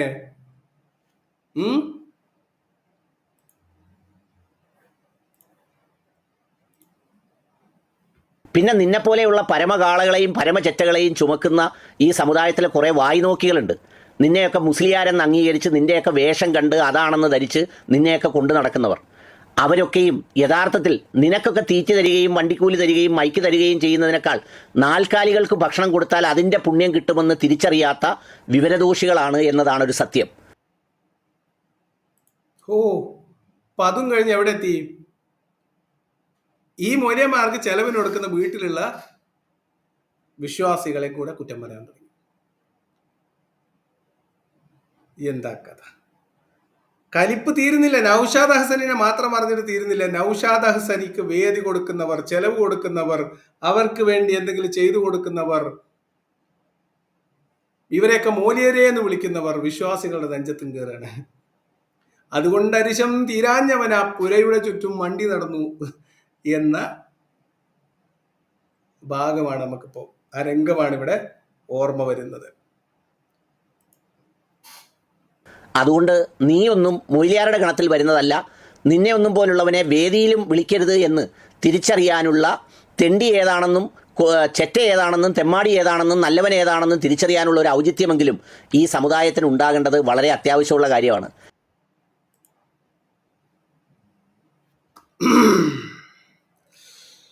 അനിൽ മുഹമ്മദിന് കലിപ്പ് തീരുന്നില്ല. ഇനി ഒരു 2 മിനിറ്റ്, ഒരു 10 മിനിറ്റ് ഒക്കെ ഇരുന്ന് പറയണമെന്ന് അദ്ദേഹത്തിന് ആഗ്രഹമുണ്ട്. പക്ഷെ അദ്ദേഹം തൽക്കാലം വിട്ട് കളഞ്ഞു. എനിക്കിപ്പോഴും മനസ്സിലാവാത്തത്, നിങ്ങൾക്ക് മനസ്സിലായവർക്ക് കമന്റ് എഴുതാം, എനിക്കിപ്പോഴും മനസ്സിലാകാത്തത് എന്തിനാണ് അനിൽ മുഹമ്മദ് ഇപ്പൊ ഇത്ര നേരം കുത്തിയിരുന്ന് നൗഷാദ് ഹസനിനെ ചീത്ത വിളിച്ചത്? മനസ്സിലായ വിശ്വാസികളുണ്ടെങ്കിൽ ഒന്ന് എഴുതി കമന്റ് ബോക്സിൽ. എന്തിനാണ് ചീത്ത വിളിച്ചത്? എന്ത് മഹാപാതകമാണ് നൗഷാദ് ഹസനി ചെയ്തത്? കിതാബിൽ ഇമാമുമാർ എഴുതി വെച്ചത് വായിച്ചതോ? അപ്പൊ എഴുതി വെച്ച ഇമാമിന് കുഴപ്പം? ഇതൊക്കെ ചെയ്തു കൂട്ടിയത് കൊണ്ടല്ലേ കിതാബിൽ എഴുതി വെച്ചത്? അല്ലേ? അവരും സ്നേഹിക്കുകയും ബഹുമാനിക്കുകയും സ്വന്തം വീട്ടുകാരെക്കാളും കൂടുതൽ സ്നേഹിക്കുന്ന പ്രവാചകനല്ലേ? ആ പ്രവാചകനെ കുറിച്ച് പണ്ഡിതന്മാർ, ചരിത്രകാരന്മാർ ഇസ്ലാമിന്റെ ചരിത്ര ഗ്രന്ഥങ്ങളിൽ നിന്ന്, ഹദീസിന്റെയും ഖുർആാനിന്റെയും അതിന്റെ വിശദീകരണങ്ങളുടെയും പശ്ചാത്തലത്തിൽ എഴുതി വെച്ച ഗ്രന്ഥങ്ങളിൽ നിന്ന് ഒരു ഇബാറത്തെടുത്ത് വായിച്ചതിന്റെ അർത്ഥം വെച്ചാൽ ഇതുപോലെ ചീത്ത വിളിക്കാൻ പറ്റുമോ? എനിക്ക് വയ്യ. സത്യത്തിൽ അനിലിന്റെ പ്രശ്നം എന്താ വെച്ചാൽ, അനിലിനെ പോലെ അക്ബർ സാഹിബും മറ്റുള്ളവരൊക്കെ പ്രവാചകന്റെ വളരെ നേർത്തതും വളരെ സുതാര്യവും എന്ന രീതിയിൽ നല്ലത് മാത്രം ഇങ്ങനെ എടുത്ത് പ്രൊജക്ട് ചെയ്ത് വെച്ച് മുന്നിലേക്ക് ഇങ്ങനെ എന്താ പറയുക മിനുസപ്പെടുത്തി നിർത്തിയ ഒരു പ്രവാചക വിഗ്രഹം ഉണ്ടായിരുന്നു. അതിന്റെ പുറകിലുള്ള ചീഞ്ഞു നാറിയ കിതാബിലെ കഥകളെല്ലാം കൂടി നേരെ എടുത്ത് തിരിച്ചു വെച്ചു. ആര്? നൗഷാദ് ഹസൻ. മുഹമ്മദ് നബിയെ കുറിച്ച് നല്ലത് മാത്രം പറഞ്ഞും കേട്ട് ശീലിച്ച അനിൽ മുഹമ്മദ്, നല്ലത് മാത്രം മനുഷ്യരോട് പറയാൻ പാടുള്ളൂ, അല്ലാത്തത് പറയുന്നവനൊക്കെ തന്നക്കും തള്ളക്കും വിളിക്കുന്ന അനിൽ മുഹമ്മദ്, കിതാബിൽ എഴുതി വെച്ച മുഹമ്മദിന്റെ ജീവചരിത്രത്തെ ആധാരമാക്കി എഴുതി വെച്ചപ്പെട്ട മുഹമ്മദിന്റെ പ്രത്യേക നിയമങ്ങൾ, മുഹമ്മദിന്റെ പ്രത്യേക അവകാശങ്ങൾ, ശരീഅത്തിൽ അല്ലാഹ് മുഹമ്മദ് നബിക്ക് കൊടുത്ത പ്രത്യേക പദവികൾ, ഓഫറുകൾ, അതിൽ 1-2 പറഞ്ഞപ്പോഴത്തേക്ക് ഇതുപോലത്തെ ചീത്ത. കഷ്ടം. നൗഷാദ് ഹസനെ ചീത്ത വിളിച്ചാൽ ഈ ഗ്രന്ഥത്തിൽ നിന്ന് ഇതില്ലാതാവും. അതുകൊണ്ട് മുഹമ്മദ് നബി ഇത് ചെയ്തിട്ടില്ല എന്നാവോ? അപ്പൊ ഇതൊന്നല്ല പ്രശ്നം. പ്രശ്നം എന്താ വെച്ചാൽ ഇതൊക്കെ നാട്ടുകാർ അറിയില്ല, ഇതൊക്കെ ശ്രദ്ധിക്കണ്ടേ, ഇതൊക്കെ ഇപ്പോഴത്തെ വായിക്കാൻ പറ്റുമോ എന്നുള്ളതാണ് പ്രശ്നം. നോക്കൂ, നമ്മളൊക്കെ പറയുന്നതിനേക്കാളും മാരകമായ ആക്ഷേപമാണ് മുഹമ്മദ് നബിക്കെതിരെ ആ ഗ്രന്ഥത്തിൽ നിന്ന് അഹ്സനി എടുത്ത് ഉദ്ധരിച്ചത്. അത് അദ്ദേഹത്തെ പുറകെ നടന്ന് പ്രകോപിപ്പിച്ചപ്പോ അമ്പിയാക്കൾക്കും ഔലിയാക്കൾക്കും ഒന്നും പ്രത്യേക ശരീഅത്തില്ല, എല്ലാവർക്കും ഒരേ മതനിയമമാണ് എന്ന് പറഞ്ഞുകൊണ്ട് ഇവരെയൊക്കെ ആക്ഷേപിച്ചപ്പോ അദ്ദേഹം മുഹമ്മദ് നബിക്ക് അള്ളാഹ് കൊടുത്ത പ്രത്യേക ശരീഅത്തിന്റെ അവകാശങ്ങൾ വിശദീകരിക്കാൻ വേണ്ടി മഹാന്മാരായിട്ടുള്ള ഗ്രന്ഥകാരന്മാർ എഴുതി വെച്ച തെളിവുകളുടെ അടിസ്ഥാനത്തിൽ എഴുതി വെച്ച ഗ്രന്ഥങ്ങൾ ഉദ്ധരിക്കുകയാണ് ചെയ്തത്. ഇനി നമ്മൾ കേൾപ്പിക്കാൻ പോകുന്നത് നൗഷാദ് ഹസനിയുടെ ഈ കട്ടെടുത്ത് അല്ലെങ്കിൽ മുറിച്ചു കൊണ്ടുവന്ന ഈ 2 ക്ലിപ്പുകൾക്ക് പകരമായി അന്ന് അദ്ദേഹം പറഞ്ഞ മുഹമ്മദ് നബിയുടെ 10 പ്രത്യേകതകൾ, സാധാരണ മനുഷ്യർക്ക് ബാധകമല്ലാത്ത, സാധാരണ മനുഷ്യർക്ക് അനുകരിക്കാൻ പറ്റാത്ത, സാധാരണ മനുഷ്യരുടെ മാതൃക, മുഹമ്മദ് നബിയുടെ മാതൃക പിൻപറ്റി സാധാരണ മനുഷ്യർക്ക് ചെയ്യാൻ പറ്റാത്ത പ്രത്യേകമായ മുഹമ്മദ് നബിയുടെ ചില അവകാശങ്ങൾ, ശരീഅത്തിലുള്ള അദ്ദേഹത്തിന്റെ ചില നിയമങ്ങൾ, അത് അദ്ദേഹം വിശദീകരിക്കുന്നു. 10 മാതൃകകൾ അല്ലെങ്കിൽ 10 പ്രത്യേകതകൾ അദ്ദേഹം വിശദീകരിക്കുന്നത് മുഴുവൻ കേൾക്കാം. അതിലെ 2 എണ്ണമാണ് ഇപ്പൊ നമ്മൾ കേട്ടത്. ഇനി 8 എണ്ണം വേറെയുണ്ട്. അതിലെ 2 എണ്ണം ഇവർക്ക് കുഴപ്പമില്ല. അത് പല മൗലവിമാരും പല പണ്ഡിതന്മാരും മുഹമ്മദ് നബിയെ കുറിച്ച് പറയുമ്പോൾ എടുത്തെടുത്ത് പറയാറുള്ളതാണ്. അതിൽ ഒന്ന് എന്തായാലും അപ്പൊ നാട്ടുകാർ അറിഞ്ഞാൽ കുഴപ്പമില്ലാത്തത് പ്രൊജക്ട് ചെയ്യാൻ പറ്റുന്ന സാധനങ്ങൾ എടുത്തു വെക്കുകയും ആൾക്കാർ കേട്ടാൽ അയ്യേ എന്ന് പറയാൻ സാധ്യതയുള്ള സാധനങ്ങൾ കർട്ടൻ കാർപ്പറ്റിന്റെ താഴേക്ക് പൂഴ്ത്തി വെക്കുകയും ചെയ്യുന്ന പരിപാടി നൗഷാദ് ഹസന് ചെയ്തില്ല. അദ്ദേഹം നിഷ്കളങ്കമായി കിതാബ് എടുക്കുന്നു, ഇബാറത്ത് വായിക്കുന്നു, അർത്ഥം വെക്കുന്നു, ചോദ്യം ചോദിക്കുന്നു. ആരോടാണ് ചോദിക്കുന്നതൊക്കെ ശ്രദ്ധിക്കണം കേട്ടോ. ഇതൊന്നും വിശ്വാസികൾക്ക് ഇടയിൽ നടക്കുന്ന സംസാരം മാത്രമാണ്. മുഹമ്മദ് നബിക്കും മറ്റു മനുഷ്യർക്കും ഒരേ ശരീഅത്ത് നിയമങ്ങളാണ് എന്നും മുഹമ്മദ് നബിയുടെ മാതൃക അതുപോലെ പിൻപറ്റാൻ നമുക്ക് കഴിയുമെന്നൊക്കെ വാദിക്കുന്ന ആളുകളോട് നല്ല ഉദ്ദേശത്തോടു കൂടി നിങ്ങൾ ഈ പറയുന്നതൊക്കെ നാശത്തിലേക്കാണ് നിങ്ങളുടെ പോക്ക് എന്ന് ഓർമ്മിപ്പിക്കാൻ വേണ്ടി അദ്ദേഹം പറഞ്ഞ ചില കാര്യങ്ങളാണ്. അതിനാണ് ഈ മനുഷ്യനെ ഇട്ടിട്ട് ഇങ്ങനെ ചീത്ത വിളിക്കുന്നത്. നമുക്ക് എന്തായാലും നൗഷാദ് ഹസനി മുഹമ്മദ് നബിയുടെ പ്രത്യേകതകൾ വിശദീകരിക്കുന്ന ഭാഗത്തേക്ക് പെട്ടെന്ന് തന്നെ പോകാം.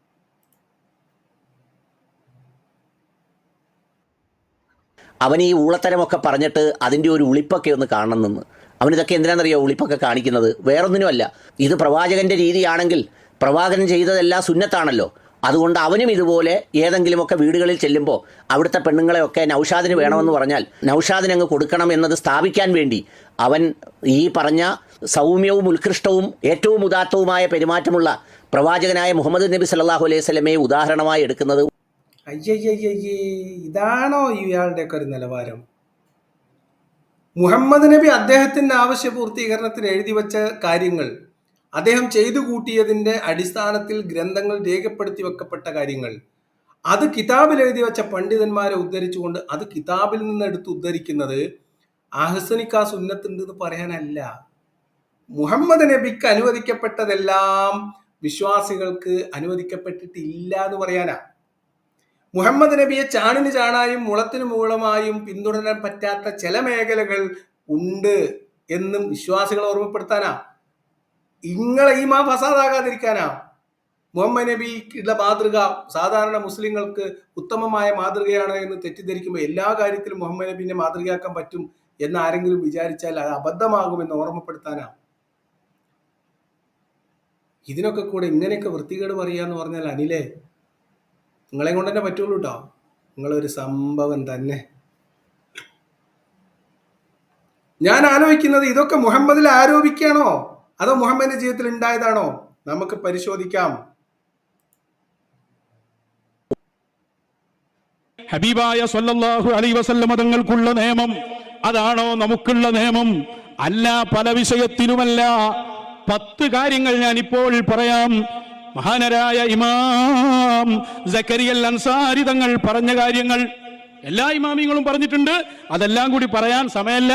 ഇദ്ദേഹത്തിന്റെ ഈ വാദം മാത്രം നമുക്ക് ചർച്ച ചെയ്യുന്ന, അത് മാത്രം പറയുന്ന ഒരു പ്രഭാഷണം ഇനി വരുന്നുണ്ട്. അന്ന് ശരിയാണ്. സക്കരിയൽ അൻസാരി എന്ന് പറയുന്ന ഗ്രന്ഥകാരന്റെ ഒരു ഗ്രന്ഥത്തിൽ നിന്ന് മാത്രം എടുത്തിട്ട് ഒരു ഇബാറത്ത് മാത്രം വായിച്ചിട്ട് വിശദീകരിക്കുകയാണ്. ഇനി മുഹമ്മദ് നബിക്ക് ശരീഅത്തിലുള്ള പ്രത്യേകതകൾ വിശദീകരിക്കുന്ന വിശദമായ പ്രഭാഷണം വേറെ നടത്തിയിട്ടുണ്ട്. 1-2 എണ്ണം ഞാനും അത് ശ്രദ്ധയിൽപ്പെട്ടിട്ടുണ്ട്, കേട്ടിട്ടുണ്ട്. നിങ്ങൾക്ക് ഓർമ്മയുണ്ടോന്ന് അറിയില്ല, ഏകദേശം 10 മാസത്തിന് മുൻപ് ഈ വിഷയം നൗഷാദ് ഹസനിയും പേരോട് അബ്ദുറഹ്മാൻ സഖാഫിയും ഈ വിഷയത്തിൽ തർക്കം നടന്ന സമയത്ത് ആശാൻ അടുപ്പിലുമാവാം എന്ന് പറഞ്ഞ് നമ്മളൊരു വീഡിയോ ചെയ്തിട്ടുണ്ട്. അദ്ദേഹത്തിന്റെ ഈ പ്രത്യേകതകൾ അഹ്സനി വിശദീകരിക്കുന്നതും അതിനെ പേരോട് എതിർക്കുന്നതും നമ്മൾ അന്ന് ചർച്ച ചെയ്തിട്ടുണ്ട്. 8-9 മാസമായി എന്നാണ് എൻ്റെ ഓർമ്മ. അത് നമ്മുടെ ചാനലിൽ കിടക്കുന്നുണ്ട്. കുറച്ച് പുറകിലോട്ട് പോയാൽ നിങ്ങൾക്ക് കിട്ടും. ഇത് പുതിയ വീഡിയോ അല്ല, ഇത് 10 മാസമെങ്കിലും പുറകിലോട്ട് പോയാലുള്ള വീഡിയോ ആണ്.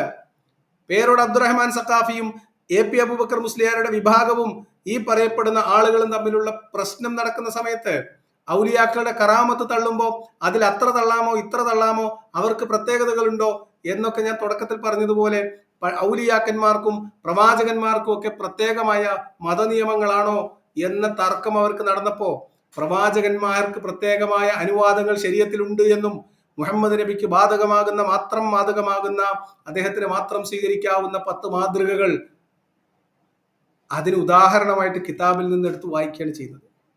ഇതൊക്കെ കേട്ട് കഴിഞ്ഞിട്ട് അനിൽ ഈ തെറി വിളിച്ചതൊക്കെ എന്തിനായിരുന്നു എന്ന് അനിൽ ഒരിക്കൽ കൂടി ചിന്തിക്കണം എന്നാണ് അനിലിനോട് പറയാനുള്ളത്. സമയം കിട്ടുകയാണെങ്കിൽ ഇതൊക്കെ ഒന്ന് കേൾക്കണം. ഇനി ഇവിടെ നൗഷാദ് ഹസന് പറയുന്നത് മുഹമ്മദ് നബിക്കുള്ള ശരീഅത്തും സാധാരണ വിശ്വാസികളായിട്ടുള്ള ആളുകൾക്കുള്ള ശരീഅത്ത് എന്ന് പറഞ്ഞ മതനിയമങ്ങളും ഒന്നല്ല എന്ന് തന്നെയാണ്. എന്ന് പറഞ്ഞാൽ, കുറച്ചുകൂടി കൃത്യമായിട്ട് പറഞ്ഞാൽ, എല്ലാ കാര്യത്തിലും അതുപോലെ മാതൃകയാക്കാൻ പറ്റുന്ന ഒരു ജീവിതമല്ല മുഹമ്മദിൻ്റെത്. അതിന് പ്രത്യേകിച്ച് വൈവാഹിക ജീവിതം, ദാമ്പത്യം, സ്ത്രീകളുമായി ബന്ധപ്പെട്ട അനുവാദങ്ങൾ തുടങ്ങിയിട്ടുള്ള കാര്യങ്ങൾ, ലൈംഗിക സദാചാരം, ഇതിലൊന്നും മുഹമ്മദ് നബിയെ മാതൃകയാക്കാൻ നമുക്ക് പറ്റൂല. വിശ്വാസികളെ, നിങ്ങൾക്ക് മുഹമ്മദ് നബിയിൽ മാതൃകയില്ല. ഇത് നമ്മൾ പറഞ്ഞ നിങ്ങൾക്ക് ബേജാറാവും. തെളിവ് സഹിതം നൗഷാദ് ഹസനി 10 വിശദീകരിക്കുന്നു. 10 ദോഷം പറയുന്നല്ലോ, 2 ദാമ്പത്യവുമായി നേരിട്ട് ബന്ധമില്ലാത്തതാണ്. ഈ പറയപ്പെടുന്ന ലൈംഗിക സദാചാരമായിട്ട് നേരിട്ട് ബന്ധമില്ലാത്ത 2 ഉണ്ട്. ആ 2 ഇവർ അംഗീകരിക്കുകയും അതവർ പറയുകയും ചെയ്യും. പക്ഷെ 8 ഇവർ പറയാൻ സമ്മതിക്കൂല. അതിന്റെ കാരണം എന്താ? നമുക്കിനി നൗഷാദ് ഹസനി വിശദീകരിക്കുന്നു. ഒരു ഖുർആൻ വചനം കിട്ട് എടുത്തിട്ട് ആദ്യമേ തന്നെ തുടങ്ങാം. എത്ര കല്യാണം വരെ കഴിക്കാം? ശരീഅത്ത് നിയമം, പുരുഷന് 4 വരെ കെട്ടാം, അല്ലേ? ഹസനി പറഞ്ഞുതരും. നമ്മളായിട്ട് എന്തിനാ പറയുന്നത്? ഹബീബായ തങ്ങൾക്ക് പറഞ്ഞ നിയമം അതാണോ സാധാരണ നിയമം? പരിശുദ്ധ ഖുർആനിൽ ഒരു ആയത്ത് എടുക്കുക. ഫൻകിഹൂ മാ ത്വാബ ലക്കും മിനൻ നിസാഇ മസ്നാ വസുലാസ വറുബാഅ്. എന്താ അതിൽ പറഞ്ഞ അല്ലാഹ്? മുഅ്മിനീങ്ങളെ, നിങ്ങൾ വിവാഹം ചെയ്തോളൂ. എത്ര വിവാഹം ചെയ്യാ? 2, 3, 4. അതാണ് അവിടെ ശരീഅത്തിന്റെ നിയമം. ശരീഅത്തിന്റെ നിയമം അതാണ്. എന്ത്? 4 വരെ ആകാം. അപ്പൊ മുസ്ലിം പുരുഷന് 4 വരെ ആവാം എന്നാണ്, 4 വരെ ആകാം എന്നാണ് സാധാരണഗതിയിൽ ഇസ്ലാമിക ശരീഅത്ത് അനുസരിച്ച് മുസ്ലിം പുരുഷനുള്ള നിയമം.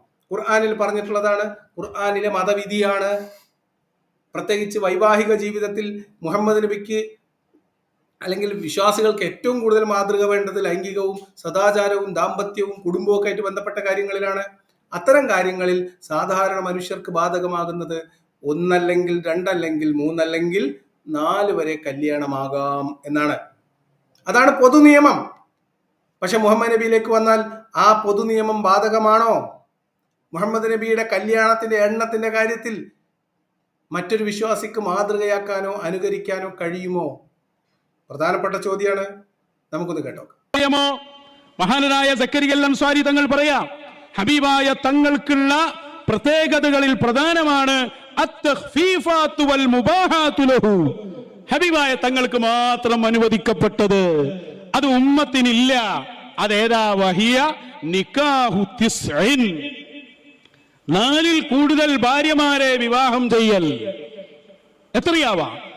4 കൂടുതൽ ഭാര്യമാരെ സ്വീകരിക്കരുത് എന്നാണ് നമ്മളോടുള്ള ശരീഅത്തിന്റെ നിയമം. ഈ ശരീഅത്താണോ, ഈ ശരീഅത്തിന്റെ നിയമമാണോ മുത്തു റസൂൽ സ്വല്ലല്ലാഹു അലൈഹി വസല്ലം തങ്ങളോടുള്ളത്? മറുപടി പറയ്. മുഹമ്മദ് നബിയെ വൈവാഹിക ജീവിതത്തിൽ ഭാര്യമാരുടെ എണ്ണത്തിൽ എത്ര കല്യാണം കഴിക്കാം എന്ന കാര്യത്തിൽ മുഹമ്മദ് നബിയിൽ മുസ്ലിമായ പുരുഷന് ഉത്തമ മാതൃകയുണ്ടോ? ഉത്തരം പറയാനിൽ മുഹമ്മദേ. ചീത്ത വിളിച്ചിട്ട് കാര്യമുണ്ടോ? ചീത്ത വിളിക്കാൻ ആർക്കാ പറ്റാത്ത? ഉത്തരം പറയ്. ഖുർആൻ വചനം ഉദ്ധരിച്ചിട്ടാണ് നൗഷാദ് ഹസനി ചോദിക്കുന്നത്. നൗഷാദ് ഹസനി ഏത് ഇമാമിന്റെ ഏത് കിതാബിൽ നിന്നാണ് എന്ന് കൃത്യമായിട്ട് പറയുന്നുണ്ട്. അത് നിങ്ങൾക്ക് കേൾക്കാം. ഉത്തരം പറയേ. എത്ര കല്യാണം കഴിക്കാം? ഒരു പുരുഷൻ എത്ര കല്യാണം വരെ ആവാം എന്ന കാര്യത്തിൽ മുഹമ്മദ് നബിയിൽ മുസ്ലിമായ പുരുഷന് ഉത്തമ മാതൃകയുണ്ടോ? ഉണ്ടോ? ഉണ്ടെങ്കിൽ പറയ്. റസൂലുള്ളാഹിക്ക് 4 കൂടുതൽ ഭാര്യമാരെ സ്വീകരിക്കാം. നിങ്ങൾക്ക് പറ്റുമോ? ഒറ്റ നിയമമാണോ? ഒറ്റ ശരീഅത്തിന്റെ നിയമമാണോ അവിടെ? ഹബീബായ തങ്ങൾക്കുള്ളത് വേറെയല്ലേ? 2 വയൻഅഖിദു നിക്കാഹുഹു മുഹ്രിമാ. ഇതൊക്കെ ഒറ്റ കിതാബ് എന്നാണ് വായിക്കുന്നത്. സക്കരിയ അൻസാരി തങ്ങളുടെ അസ്നൽ മത്വാലിബ്. ബാക്കിയൊക്കെ നമുക്ക് പിന്നീട് വായിക്കാം. അതിലെന്താ പറഞ്ഞ്? അപ്പൊ ഒറ്റ നിയമമാണോ? കിതാബിന്റെ പേരും ഇമാമിന്റെ പേരും പറഞ്ഞില്ലേ? തെളിവ് കിട്ടിയില്ലേ? ഇനിയോ സാധാരണ മനുഷ്യന്മാർക്ക് നമ്മൾ ഈ സൂറത്തുൽ ബക്കറയിലെ യുദ്ധ സന്ദർഭമാണ് എന്ന് പറഞ്ഞിട്ട് നമ്മുടെ അബ്ദുള്ള ബാസിൽ പറഞ്ഞ സമയത്ത് ഞാൻ പറഞ്ഞു അത് യുദ്ധ സന്ദർഭമല്ല, അതൊരു കല്യാണ സന്ദർഭമാണ് എന്ന്. അതേതാ സന്ദർഭം? ഉംറക്ക് പോയ സന്ദർഭം, ഇഹ്റാം കെട്ടിയ സന്ദർഭം. അപ്പൊ സാധാരണഗതിയിൽ ഹജ്ജിനോ ഉംറക്കോ ഇഹ്റാം കെട്ടിക്കഴിഞ്ഞാൽ പിന്നെ പുരുഷന്മാർക്ക് അല്ലെങ്കിൽ സ്ത്രീകൾക്ക് കല്യാണം കഴിക്കാൻ പാടില്ല. ഇഹ്റാം കെട്ടിയാൽ നിഷിദ്ധമാകുന്ന കുറെ കാര്യങ്ങളിൽ ഒന്നാണ് കല്യാണം. അത് സാധാരണ വിശ്വാസികൾക്കുള്ള നിയമമാണ്. ഞാൻ പറയണ്ട, അദ്ദേഹം പറഞ്ഞുതരും. മുഹരിമായിരിക്കെ നിക്കാഹ് സാധുവാകും. മുഹരിം പറഞ്ഞാൽ ഉംറക്കോ ഹജ്ജിനോ ഇഹ്റാം ചെയ്യാം. ഉംറക്ക് ഇഹ്റാം ചെയ്തു, ഹജ്ജിന് ഇഹ്റാം ചെയ്തു എങ്കിൽ ഹറാമാണേത്? നിക്കാഹ് ഹറാമാ. എന്നാൽ ഹബീബായ സ്വല്ലല്ലാഹു അലൈഹി വസല്ലം തങ്ങൾക്കോ ഈ നിയമമല്ല, ഈ ശരീഅത്തിന്റെ നിയമമല്ല അവിടെ ഉള്ളത്. അതാണ് ലിഖബരിൻ ഹബീബായ തങ്ങളുടെ വിഷയത്തിൽ വ്യത്യാസമുണ്ടെന്ന് ഹദീസുണ്ട്. ഇബ്നു അബ്ബാസ് റളിയല്ലാഹു അൻഹു അന്ന നബിയ സ്വല്ലല്ലാഹു അലൈഹി വസല്ലം നകഹ മൈമൂനത വഹുവ മുഹ്രിമുൻ. മൈമൂന ബീവിയെ വിവാഹം ചെയ്തത് ഉംറക്ക് ഇഹ്റാം ചെയ്ത അവസ്ഥയിലാണ്. ഒറ്റ ശരീഅത്താന്ന് പറഞ്ഞു പോയാൽ മതിയോ? ആ ശരീഅത്തിന്റെ നിയമമാണോ ഇത്? ഇതാണ് ഞാൻ നേരത്തെ പറഞ്ഞ സന്ദർഭം. ഉംറക്ക് പോയി 3 ദിവസത്തെ ഉംറയും കഴിഞ്ഞ് തിരിച്ചു പോയതിനു മുമ്പ് അവിടുന്ന് കല്യാണം കഴിച്ചിട്ടാണ് മുഹമ്മദ് നബി തിരിച്ചു പോയത് എന്നാണ്. അപ്പോ ഉംറക്ക് വേണ്ടിയോ ഹജ്ജിന് വേണ്ടിയോ ഇഹ്റാം കെട്ടിയാൽ സാധാരണഗതിയിൽ വിശ്വാസികൾക്ക് നിക്കാഹ് സാധുവാകൂല, അത് ചെയ്യാൻ പാടില്ല. പക്ഷെ നബിക്കാവാം. ഇപ്പൊ 2 പ്രത്യേകതകൾ കിട്ടി. ഇനി അടുത്തത് മൂന്നാമത്തെ പിടിച്ചോളി. ഇതെന്തിനാ പഠിപ്പിക്കുന്നത് അറിയോ? ഹബീബായ സ്വല്ലല്ലാഹു അലൈഹി വസല്ലമ തങ്ങളെ കുറിച്ച് ഇത് പഠിപ്പിക്കാതെ പോയാൽ ആളുകൾ ഹബീബായ തങ്ങളെ ചോദ്യം ചെയ്യും, ഇഅ്തിറാദ് ചെയ്യും. കാരണം ഖുർആൻ ഇങ്ങോട്ട് ഓതും, മസ്ന വ സുലാസ വ റുബാ, 2, 3, 4 അത്രേ പെണ്ണ് പറ്റൂ. അതേപോലെ ഇഹ്റാമിലായാൽ നിക്കാഹ് ചെയ്യരുത് ഹദീസും ആയത്തും കൊണ്ടുവരും. എന്നിട്ട് റസൂല് ചെയ്തതോ? റസൂലുള്ളാഹിനെ സംശയിക്കും, നിഷേധിക്കും. കുഫ്രിയത്തിന് വേറെ ഉണ്ടോ, പോകണോ? അത് വരാതിരിക്കാനാണ് ഉലമാ ഇത് പഠിപ്പിക്കുന്നത്. ഇബ്നു ഹജർ തങ്ങളടക്കം സക്കരിയ അൽ അൻസാരി തങ്ങളടക്കം എണ്ണി പഠിപ്പിക്കുക. എന്നിട്ട് ഒറ്റ ശരീഅത്താന്ന് പറഞ്ഞ് ഈ ആളുകളെ കുഫ്രിയത്തിലേക്ക് കൊണ്ടുപോകാനാണോ പുറപ്പാട്? നൗഷാദ് ഹസനയുടെ ഉദ്ദേശശുദ്ധി നിങ്ങൾ മാനിക്കണം എന്നാണ് എനിക്ക് നിങ്ങളോട് പറയാനുള്ളത്.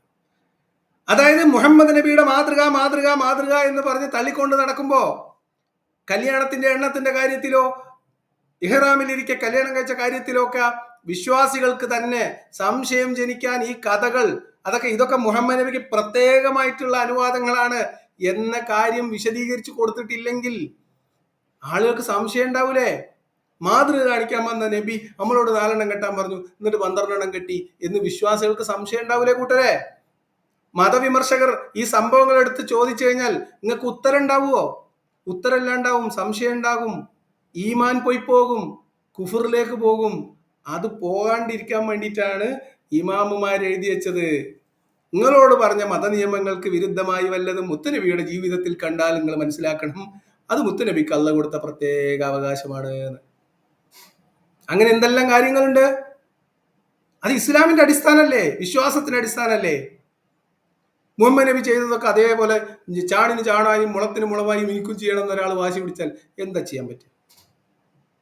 അത് മുഹമ്മദ് നബിക്ക് അള്ളാഹ്ക്ക് മുഹമ്മദ് നബിനോടുള്ള പ്രത്യേക താല്പര്യപ്രകാരം മുഹമ്മദ് നബിക്ക് ഒരു കാര്യത്തിൽ ഒരു ബുദ്ധിമുട്ടുണ്ടാകാതിരിക്കാൻ വേണ്ടി മുഹമ്മദ് നബി സത്യവിശ്വാസികളെ കൂടാതെ മറ്റു പല കാര്യങ്ങളും പ്രത്യേകമായിട്ട് അനുവദിച്ചു കൊടുത്തിട്ടില്ലേ? അത് നിങ്ങൾക്ക് അറിയാവുന്നതല്ലേ? അത് കിതാബിൽ എഴുതി വെച്ചതിന്റെ ഉദ്ദേശം നിങ്ങൾക്ക് മനസ്സിലായില്ലേ? ഇല്ലെങ്കിൽ വിശ്വാസികൾക്ക് സംശയം ഉണ്ടാവൂലേ? നമ്മളോടൊന്ന് പറയും മുഹമ്മദ് നബി വേറെ ഒന്ന് ചെയ്യേ, പിന്നെന്ത് മാതൃകയാണ് എന്ന ആൾക്കാർക്ക് സംശയം തോന്നൂലേ, ചോദിക്കൂലേ? അവർ ഈമാം പോകൂലേ? നിങ്ങൾ എന്താണെന്ന് മനസ്സിലാക്കാത്ത ഇത് മനസ്സിലാക്കാതെ എഴുതി വെച്ച ഇമാമിനെയും വായിക്കുന്ന ഹസനിനെയും ചീത്ത വിളിച്ചിട്ട് വല്ല കാര്യമുണ്ടോ? അനിലെ ഇപ്പൊ തന്നെ അനില് അബദ്ധം ധരിച്ചു വെച്ചിരിക്കല്ലേ, മുഹമ്മദ് നബിയുടെ മാതൃകയാണ്, സുന്നത്താണ്, മുഹമ്മദ് നബി എന്ത് ചെയ്താലും അതൊക്കെ ചെയ്യാൻ പറ്റും എന്നും വിചാരിച്ച് നടക്കല്ലേ അനിൽ മുഹമ്മദ്? നിങ്ങൾക്ക് വിശദീകരിച്ച് തരല്ലേ ഇമാമുമാർ ചെയ്യുന്നത്? എന്നിട്ട് പോലെ ചീത്ത വിളിക്കുക.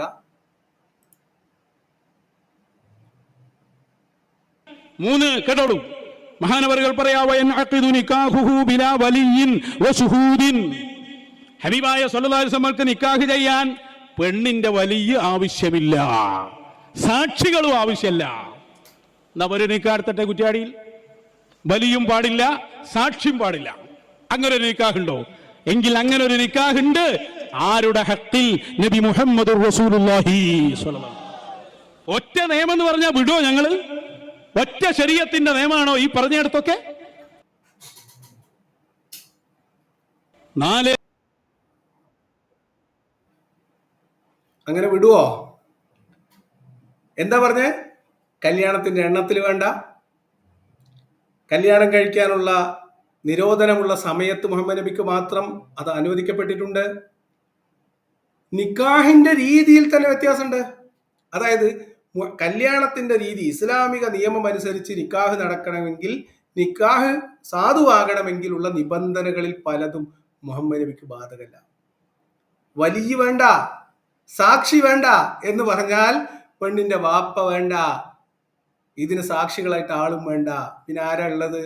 മുഹമ്മദ് നബിയും ഒരു സ്ത്രീയും തീരുമാനിച്ചാൽ സ്വന്തം നിലക്ക് നിക്കാഹ് നടക്കും. നിങ്ങൾക്ക് പറ്റുമോ? വിശ്വാസികൾക്ക് പറ്റുമോ? അനിൽ മുഹമ്മദിന് പറ്റുമോ? വലിയില്ലാതെ ഇസ്ലാമിക നിക്കാഹ് നടക്കുവോ? സാക്ഷി ഇല്ലാതെ പറ്റുമോ? എന്നിട്ട് ഒറ്റ നിയമം എന്നാണ് പറയാ. അടുത്തത് പിടിച്ചോളി, 4. കേട്ടോളൂ, മഹാനരായ സക്കരിയ അൻസാരി തങ്ങൾ പറയാണ്, വലാ മഹ്റ ലിൽ വാഹിബത്തി ലഹു. ഹബീബായ തങ്ങൾക്ക് മാത്രം പറ്റുന്നതാണ്. ഹബീബായ തങ്ങളോടൊരു പെണ്ണ് വന്നിട്ട് പറയാണ്, നബിയേ, ഞാൻ എൻ്റെ ശരീരത്തെ അങ്ങേക്ക് തരികയാണ്. ഇങ്ങനൊരു പെണ്ണ് പറഞ്ഞാൽ ഹബീബായ സ്വല്ലല്ലാഹു അലൈഹി വസല്ലമ തങ്ങൾക്ക് അവളെ സ്വീകരിക്കാം. അതിന് മഹ്ർ കൊടുക്കേണ്ടതില്ല. മഹറില്ലാതെ തന്നെ പെണ്ണിനെ സ്വീകരിക്കാം. ഒറ്റ ശരീഅത്താണോ? മറുപടി പറയ്. മറുപടി പറയാ അനിൽ മുഹമ്മദ്. അനിൽ മുഹമ്മദ് ഇതൊന്നും അറിയില്ല. വെറുതെ കുറച്ച് ചീത്ത വിളിക്കാനും പിന്നെ ആ ചിരിച്ചിരിക്കാനും, ആ ചിരി എന്നതിന് പറയാൻ പറ്റില്ല, ഒരു തരം മഷള ചിരിച്ചിരിക്കാനേ പറ്റുള്ളൂ. ഇത് അള്ളാഹ് ഖുർആനിൽ പറഞ്ഞതല്ലേ? സത്യവിശ്വാസിയായിട്ടുള്ള ഒരു സ്ത്രീ സ്വദേഹം നബിക്ക് ദാനം ചെയ്യാൻ ഒരുങ്ങി വന്നാൽ മുഹമ്മദ് നബിക്ക് അവരെ സ്വീകരിക്കാം, മഹർ കൊടുക്കേണ്ടതില്ല. മഹറില്ലാതെ സ്ത്രീയെ സ്വീകരിക്കാം. വലിയില്ലാതെ കല്യാണം നടക്കും, സാക്ഷികൾ ആവശ്യമില്ല. കല്യാണത്തിന്റെ എണ്ണത്തിൽ മറ്റു മുസ്ലിങ്ങൾക്ക് ബാധകമാകുന്ന നിബന്ധനകളില്ല. കല്യാണത്തിന്റെ സന്ദർഭത്തിൽ പ്രശ്നങ്ങളില്ല. കാര്യമായിട്ട് പ്രത്യേകതകൾ കല്യാണമായിട്ട് ബന്ധപ്പെട്ടതാണ് കേട്ടോ. അപ്പൊ എന്താണ് ഇതന്നെ പറഞ്ഞു വെച്ചാൽ ഇതന്നെയാണല്ലോ പ്രധാനമായിട്ട് ജീവിതം. അപ്പൊ ബാക്കി കഴിഞ്ഞിട്ടില്ല. 5 വതജിബു ഇജാബതുഹു ഇല ഇംറഅത്തിൻ റഗിബ ഫീഹാ. ഹബീബായ തങ്ങൾ ഒരു പെണ്ണിനെ കെട്ടണം എന്ന് ആഗ്രഹിച്ചാൽ ആ പെണ്ണിന് അതിന് ഉത്തരം കൊടുക്കൽ നിർബന്ധമാണ്. നിങ്ങൾക്ക് നടക്കോ? ഒരു പെണ്ണിനെ കെട്ടണമെന്ന് ആഗ്രഹിച്ചു, നിയമം ഒന്നാണ്, അതുകൊണ്ട് നിർബന്ധമാണ്, ഇതെന്ന് നടക്കൂല. ഇത് മുഹമ്മദുർ റസൂലുള്ളാഹി. അപ്പൊ ഒരു പെണ്ണിനെ ഹബീബായ തങ്ങൾ ആവശ്യപ്പെട്ടാൽ നിക്കാഹിന് നിന്നു കൊടുക്കൽ ആ പെണ്ണിന് നിർബന്ധം. ഉറപ്പല്ലേ? ആയിഷന്റെ കല്യാണങ്ങളൊന്നും എടുത്തു നോക്കി. അല്ലാഹ് മുഹമ്മദ് നബിക്ക് പട്ടു തുണിയിൽ പൊതിഞ്ഞ് കിനാവ് കാണിച്ചു കൊടുത്തു, ഇത് അണക്കുള്ളതാണ്. അബൂബക്കറിനോട് പറഞ്ഞു, ഒരു തവണ കേട്ടോ, 2 തവണയോ 3 തവണയോ എങ്ങാണ്ട് ഇത് ചെയ്തു കൊടുത്തു, സ്വപ്നം കാണിച്ച്. അബൂബക്കറിന്റെ അടുത്ത് പോയി ചോദിച്ചപ്പോൾ അബൂബക്കർ പറഞ്ഞു, അല്ല, നമ്മൾ സുഹൃത്തുക്കളല്ലേ, നമ്മൾ അത്രയും വലിയ സഹോദരങ്ങളല്ലേ എന്ന്. മാത്രമല്ല ആ സ്ത്രീയെ മറ്റൊരു ആളുമായിട്ട് വിവാഹം ആലോചിച്ചു വെച്ചിരുന്നു എന്നൊക്കെയാണ് ഇവർ പറയാം. പക്ഷെ മുഹമ്മദ് നബി ചോദിച്ചാൽ പിന്നെ വേറെ ഓപ്ഷൻ ഇല്ല. അല്ലേ? കഴിഞ്ഞോ? കഴിഞ്ഞിട്ടില്ല, ഇനിയുണ്ട്.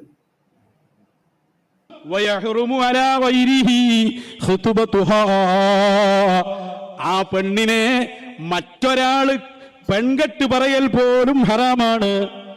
പറ്റില്ല. നമ്മളൊരു പെണ്ണിനെ കെട്ടാൻ തീരുമാനിച്ച് വേറെ ആള് വന്ന് ആ പെണ്ണിന് ഓനസ്റ്റായ പെണ്ണങ്ങ് പോയി പോവും. എന്നാൽ ഹബീബായ തങ്ങൾ ആഗ്രഹിച്ച പെണ്ണിനെ എന്ന് പറഞ്ഞാൽ അതിന്റെ സാധ്യത പറയാണ്. ഹബീബായ സ്വല്ലല്ലാഹു അലൈഹി വസല്ലം തങ്ങളുടെ ഹഖിൽ അത്രയും നിർബന്ധമാണ്. വേറൊരാൾക്ക് ആ പെണ്ണിനെ കെട്ടാൻ തീരുമാനിക്കാൻ പോലും പാടില്ല. കെട്ടൽ പിന്നല്ലേ. അതെ. അപ്പൊ മുഹമ്മദ് നബി ഒരു സ്ത്രീയെ കല്യാണം കഴിക്കണം എന്ന് ആഗ്രഹിച്ചു, അല്ലെങ്കിൽ അങ്ങനെ വിചാരിച്ചു. അങ്ങനെ വിചാരിച്ചാൽ ആ സ്ത്രീയെ കല്യാണം ആലോചിക്കാൻ പോലും പാടില്ല എന്നാണ്. കല്യാണം കഴിക്കാനും പാടില്ല. സഹാബിമാര് അങ്ങനെ മുഹമ്മദ് നബി കല്യാണം കഴിക്കണമെന്ന് ആഗ്രഹിക്കുന്ന സ്ത്രീയാണ് എന്ന് മനസ്സിലാക്കിയപ്പോൾ കല്യാണങ്ങളിൽ നിന്ന് അല്ലെങ്കിൽ കല്യാണം കഴിക്കാനുള്ള ആലോചനകളിൽ നിന്ന് പിന്മാറി. ചരിത്രത്തിലില്ലേ, ഹദീസിലില്ലേ? ഞാൻ ഈ പറയപ്പെടുന്ന അനിൽ മുഹമ്മദിന് ഈ രണ്ട് മാറ്ററാണല്ലോ അനിൽ മുഹമ്മദിന് ഭയങ്കരമായിട്ട് ദേഷ്യം വന്നത്. മുഹമ്മദ് നബി കല്യാണം ആലോചിച്ചാൽ അല്ലെങ്കിൽ മുഹമ്മദ് നബി കല്യാണം കഴിക്കണം എന്ന ഒരു സ്ത്രീ ആഗ്രഹിച്ചാൽ ആ സ്ത്രീയെ വേറെ ആളുകൾ കല്യാണം ആലോചിക്കാൻ പോലും പാടില്ല എന്നതിന് ഹദീസിൽ തെളിവില്ലേ? എന്തിനാണ് അനിൽ മുഹമ്മദ് ഇങ്ങനെ കഥ അറിയാതെ ഇയാളെ ചീത്ത വിളിക്കുന്നത്? ഒരു ഹദീസ് നമ്പർ ഞാൻ നിങ്ങൾക്ക് തരാം. സഹീഹ് ബുഖാരിയിൽ 5129 ആയിട്ട് വന്നതായിട്ട് sunnah.com എഴുതുന്നു. മുസ്നദ് അഹമ്മദ് 74 ഹദീസിലും ഈ സംഭവം നമുക്ക് കാണാൻ പറ്റും. സുനൻ നസായി 3259 ഈ ഹദീസ് ഉണ്ട്. സുനൻ അബൂദാവൂദിലും ഈ കഥ പറയുന്നുണ്ട്. അപ്പൊ എന്താണ് സംഭവം? സംഭവം എന്താണെന്ന് വെച്ചാൽ ഉമറിന്റെ മകൾ ഹഫ്സ, ഇവരുടെ ഭർത്താവ് മരണപ്പെട്ടു, യുദ്ധത്തിൽ മരണപ്പെട്ടു. അങ്ങനെ വന്ന സമയത്ത് ഉമർ സ്വന്തം മകൾക്ക് വേണ്ടി ആദ്യം ഉസ്മാൻ അടുത്ത് പോയിട്ട് ഉസ്മാനെ കണ്ടപ്പോൾ ഉസ്മാനോട് സ്വന്തം മകളെ, അല്ല മുഹമ്മദിന്റെ സഹാബിയായിരുന്ന ആളാണ് ഉമറിന്റെ മകളുടെ ഭർത്താവ്, അവർ മരണപ്പെട്ടപ്പോൾ മൂന്നാം ഖലീഫയായിട്ട് പിന്നീട് വന്ന ഉസ്മാന്റെ അടുത്ത് കല്യാണം ആലോചിച്ചു. ഇവരാകെ 4 ആളാണ് കേട്ടോ. മുഹമ്മദ്, അബൂബക്കർ, അലി, ഉസ്മാന്, പിന്നെ ഉമർ. അപ്പൊ ഉമറിന്റെ മകള് ഉസ്മാന് കല്യാണം ആലോചിച്ചു ഉമർ ചെന്നിട്ട്. അപ്പോൾ ഉസ്മാൻ പറഞ്ഞു നമുക്ക് ആലോചിക്കാം എന്ന് പറഞ്ഞു. പിന്നെ കുറച്ച് ദിവസം കഴിഞ്ഞിട്ട് വീണ്ടും ഇവരെ വഴിയിൽ വെച്ച് കണ്ടപ്പോൾ ചോദിച്ചു. അപ്പോൾ പറഞ്ഞു അല്ല, അതിപ്പോൾ ശരിയാവില്ല, ഞാൻ അതിനെക്കുറിച്ച് ആലോചിക്കുന്നില്ല. അദ്ദേഹം പിന്മാറി. അത് കഴിഞ്ഞിട്ട് പിന്നെ അബൂബക്കറിനെ സമീപിച്ചിട്ട് മകളുടെ കല്യാണം കഴിക്കുന്ന കാര്യം ആലോചിച്ചു. അബൂബക്കർ പറഞ്ഞു ഒന്ന് നോക്കിയിട്ട് പറയാം, ആലോചിച്ചിട്ട് പറയാം. അത് കഴിഞ്ഞ് വീണ്ടും അദ്ദേഹത്തെ കണ്ടപ്പോൾ ചോദിച്ചു. അപ്പൊ പറഞ്ഞു ഇല്ല, അത് ശരിയാവില്ല. പിന്നീട് മുഹമ്മദ് നബിയാണ് ആ സ്ത്രീയെ കല്യാണം കഴിച്ചത്. അതിനുശേഷം അവർ പരസ്പരം മനസ്സിലാക്കി മുഹമ്മദ് നബിക്ക് ഇവരെ കല്യാണം കഴിച്ചാൽ കൊള്ളാം എന്നുണ്ടായിരുന്നു എന്ന് മനസ്സിലാക്കിയതിന്റെ അടിസ്ഥാനത്തിലാണ് ഉസ്മാനും അബൂബക്കറും ആ വിവാഹാലോചന പ്രൊസീഡ് ചെയ്യാതിരുന്നത് എന്ന് ഹദീസിൽ എഴുതി വെച്ചിട്ടുണ്ട്. നൗഷാദ് ഹസനിന്റെ മെക്കിട്ട് കയറിട്ട് വല്ല കാര്യമുണ്ടോ അനിൽ മുഹമ്മദ്? ഹദീസിലില്ലേ? മുന്നോട്ട് പോവാം. മാത്രല്ല കേട്ടോ, യജിബു അലാ സൗജിഹാ ത്വലാഖുഹാ, ഒരു ഭാര്യയും ഭർത്താവും കൂടി ഇങ്ങനെ പോവുക. അപ്പൊ ഹബീബായ സല്ലല്ലാഹു അലൈഹി വസല്ലം പറഞ്ഞു ഓളാടന്നോട്ടെ. ഹബീബായ തങ്ങൾ കെട്ടാൻ ആഗ്രഹിച്ചു പോയാൽ ആ ഭർത്താവ് ത്വലാഖ് ചൊല്ലൽ നിർബന്ധമാണ്. ത്വലാഖ് അപ്പ ചൊല്ലിക്കൊള്ളും. നല്ല ഒന്നാവല ശരീഅത്ത്. ഒരു നിക്കാഹിന്റെ വിഷയെടുത്താൽ തന്നെ എത്ര പറയാണ്ട്. അസ്നൽ മത്താലിബ് കയ്യിലില്ലെങ്കിൽ ഞങ്ങൾ പറഞ്ഞു തരാ, ഞങ്ങൾ കാണിച്ചു തരാ. ഷെയ്ഖ് സക്കരിയ അൽ അൻസാരി തങ്ങൾ പറയാം. ഇതിന് തെളിവില്ലേ? ഇത് ജബ്ബാർ മാഷ് പറഞ്ഞ പോലെ വരികൾക്കിടയിലൂടെ വായിച്ചാൽ സെയ്ദിന്റെ ഭാര്യയായിരുന്ന സൈനബിനെ കല്യാണം കഴിക്കുന്നതിലേക്ക് സെയ്ദ് സൈനബിനെ വിവാഹമോചനം ചെയ്യുന്ന രംഗം നമ്മുടെ ശുക്കൂർ വരിക്കോടന്റെ ഭാഷയിൽ പറഞ്ഞാൽ പ്രൈമറി സോഴ്സ് ആയിട്ടുള്ള താരീഖ് തബ്രി വായിച്ചാൽ കിട്ടും. അദ്ദേഹം ഇവരെ കാണാൻ ചെല്ലുന്നതും ഇവരെ കാണുന്നതും കണ്ടിട്ട് മുഹമ്മദ് നബി എന്താ പറഞ്ഞതെന്ന് ഇയാൾ ചോദിക്കുന്നതും പിന്നീട് അങ്ങോട്ട് വിവാഹമോചനത്തിലേക്ക് പോകുന്നതും നമ്മുടെ മൈക്ക് ശുക്കൂർ പറയാറുള്ള പ്രൈമറി സോഴ്സ് ആയിട്ടുള്ള താരീഖ് തബ്രി വായിച്ചാൽ മുഹമ്മദ് നബിയുടെ ദൃഷ്ടി പതിഞ്ഞാൽ ഭർത്താവ് ത്വലാഖ് ചൊല്ലേണ്ടി വരും എന്നതിന് തെളിവില്ലേ? സ്വന്തം വീട്ടിൽ തെളിവില്ലേ? ഹദീസിലില്ലേ? തബരി എഴുതി വെച്ചിട്ടില്ലേ? വെറുതെ എന്തെങ്കിലും ഇമാമുമാരെ എഴുതി വെക്കുമെന്നാണോ? അസ്നുൽ മത്താലിബ് എന്ന് പറയുന്ന ഈ ഗ്രന്ഥത്തെക്കുറിച്ച് ഇദ്ദേഹം പറയുന്നില്ല, വേറെ ഹദീസുകളിലും വേറെ ഗ്രന്ഥങ്ങളിലും ഉണ്ട് എന്ന് ഇദ്ദേഹം പറയുന്നുണ്ട്. ഗ്രന്ഥത്തിലുണ്ടോ, ഗ്രന്ഥം തള്ളണോ കൊള്ളണോ എന്നുള്ളത് നിങ്ങളെ ഇന്റേണൽ കാര്യമാണ്. ഇതൊന്നും നമ്മൾ പറയുന്നതല്ല. നിങ്ങൾ തമ്മിലുള്ള തർക്കത്തിൽ നിങ്ങൾ എടുത്ത് പറയുന്ന കാര്യങ്ങൾ നിങ്ങൾ തന്നെ അങ്ങോട്ടും ഇങ്ങോട്ടും, ഒരാൾ കിതാബ് വായിക്കാം, മറ്റേ ആൾ തെറി വിളിക്കാം. ഇത് എവിടുത്തെ പൂരം?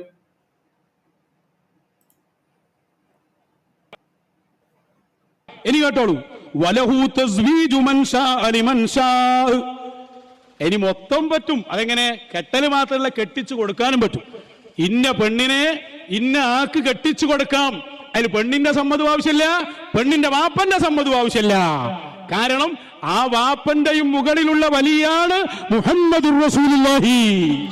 ഇതിന്റെ തെളിവും സൈനബിന്റെ കല്യാണത്തിൽ നിങ്ങൾക്ക് കിട്ടും. സെയ്ദിനെ കൊണ്ട് സൈനബിനെ കല്യാണം കഴിപ്പിക്കണം എന്നത് മുഹമ്മദിന്റെ മാത്രം ആവശ്യം. സൈനബിനോ അവരുടെ കുടുംബാംഗങ്ങൾക്കോ സമ്മതമില്ലാത്ത സമയത്ത് അള്ളാഹ് കിതാബിൽ ആയത്തിറക്കി കൊടുത്തു എന്നാണ്. എന്ത്? സത്യവിശ്വാസി ഒരു കാര്യത്തിൽ അള്ളാഹും അവൻ റസൂൽ ഒരു കാര്യം തീരുമാനിച്ചു കഴിഞ്ഞാൽ അതിൽ നിന്ന് മറിച്ചൊരു അഭിപ്രായം ഉണ്ടാവാൻ സത്യവിശ്വാസിയായിട്ടുള്ള ഒരു പുരുഷനോ സ്ത്രീക്കോ അവകാശമില്ല. അത് സ്വന്തം കല്യാണത്തിന്റെ കാര്യമായാലും, സ്വന്തം പെങ്ങളെ കല്യാണത്തിന്റെ കാര്യമായാലും, സ്വന്തം മകളുടെ കല്യാണത്തിന്റെ കാര്യമായാലും. ഇത് അനിൽ മുഹമ്മദിനുണ്ടോ ഈ അവകാശം? മുത്തനബിന്റെ പ്രത്യേകതയല്ലേ ഇതൊക്കെ? മുഹമ്മദ് നബിക്ക് മാത്രമായിട്ടുള്ള പ്രത്യേകതകളല്ലേ കൂട്ടരെ? എന്നിട്ട് വെറുതെ നൗഷാദ് ഹസനെ ചീത്ത വിളിക്കുക. ഇനി 8 ചിലപ്പോ അള്ളന്നെ നേരിട്ട് കെട്ടിച്ചു കൊടുക്കും. അവിടെ ഈജാബും കബൂലും തന്നെയല്ല. ഞാൻ സ്വീകരിച്ചു എന്നറിയാലോ, അതില്ലല്ലോ. ഏത് വറദീതു ബിഹി എന്നൊക്കെ പറയില്ലേ, ഖബിൽതു നിക്കാഹ, അതിന്റെ ഒന്നും ആവശ്യമില്ല. അള്ള നേരിട്ട് കെട്ടിച്ചു കൊടുക്കും. അങ്ങനെ കെട്ടിച്ചു കൊടുത്തിട്ടുണ്ട് ഹബീബായ മുത്ത് റസൂൽ ത്വാഹ റസൂൽ. നോക്ക് നിങ്ങൾ, ഒറ്റ വാക്കിൽ അങ്ങ് പറഞ്ഞു പോവുക. ഹബീബായ തങ്ങൾക്കുള്ള നിയമം തന്നെയാണ്, ഒക്കെ ഒരു നിയമമാണ്. ഈ 3 പ്രത്യേകതകളും, ഈ 3 പ്രത്യേക നിയമങ്ങളും നിങ്ങൾക്ക് പിന്നെ സെയ്ദിന്റെ ഭാര്യയായിരുന്ന സൈനബിനെ മുഹമ്മദ് നബി കല്യാണം കഴിച്ചു കൊടുത്ത് കാണാം. സൈനബ് മറ്റു ഭാര്യമാരോട് പൊങ്ങച്ചം പറഞ്ഞിരുന്നു, നിങ്ങളെയൊക്കെ മുത്തനബിക്ക് കെട്ടിച്ചു കൊടുത്ത് നിങ്ങളെ വാപ്പാരല്ലേ, നിങ്ങളെ വലിയന്മാരല്ലേ, എന്നാ ഇന്ന നോക്ക്, ഇന്ന മുഹമ്മദ് നബിക്ക് കല്യാണം കഴിപ്പിച്ചു കൊടുത്ത് പഠിച്ചോ നേരിട്ടാണ് എന്നാണ്. അപ്പൊ എന്താണ്? കല്യാണം സെയ്ദ് വിവാഹമോചനം ചെയ്ത് യുദ്ധം കഴിഞ്ഞ് വീട്ടിലെത്തിയ സൈനബിന്റെ മുറിയിലേക്ക് വാതിൽപ്പടിയിൽ ചെന്നിട്ട് ഇങ്ങനെ നിന്നിട്ട് പറയാണ്, എന്ത്? അള്ള നിക്കായി തന്നിക്കണ്. ഇതാണ് കൂട്ടരെ നമ്മൾ എത്രയോ കാലങ്ങളായിട്ട് പറയുന്നത്. മുഹമ്മദ് നബിയുടെ ജീവിതത്തിൽ അദ്ദേഹത്തിന്റെ കുടുംബ ജീവിതമോ വൈവാഹിക ജീവിതമോ ദാമ്പത്യ ജീവിതമോ ലൈംഗിക സദാചാരമോ ഒന്നും ഇന്നത്തെ മുസ്ലിങ്ങൾക്ക് മാതൃകയാക്കാൻ പോയിട്ട് കിതാബിലുള്ളത് വായിക്കാൻ പോലും പറ്റൂലെന്ന്. വായിച്ച അനിൽ മോമനെ പോലുള്ളവർ തെറി പറയും. കാരണം അനിൽ വിചാരിക്കുന്നൊന്നും കിതാബിലില്ല, നബിന്റെ ജീവിതത്തിൽ ഉണ്ടായിട്ടില്ല എന്നാണ്. അഹസനിക്ക് മുഹമ്മദ് നബിനോട് എന്തോ വിരോധം ഉള്ളതുകൊണ്ട് ഏതോ ആളെ കിതാബ് എടുത്തുകൊണ്ട് വായിക്കുകയാണെന്നാണ് അനിൽ മുഹമ്മദ് പറയണത്. നമ്മളെ കുറിച്ച് പറയണ നമുക്ക് മനസ്സിലാവും.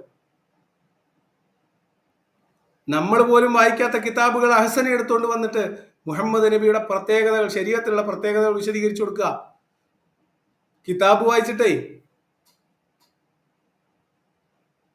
അപ്പൊ അനിൽ മുഹമ്മദ് അതിനെ ചീത്ത വിളിക്കുക. ഇപ്പൊ നമ്മൾ ആരായി?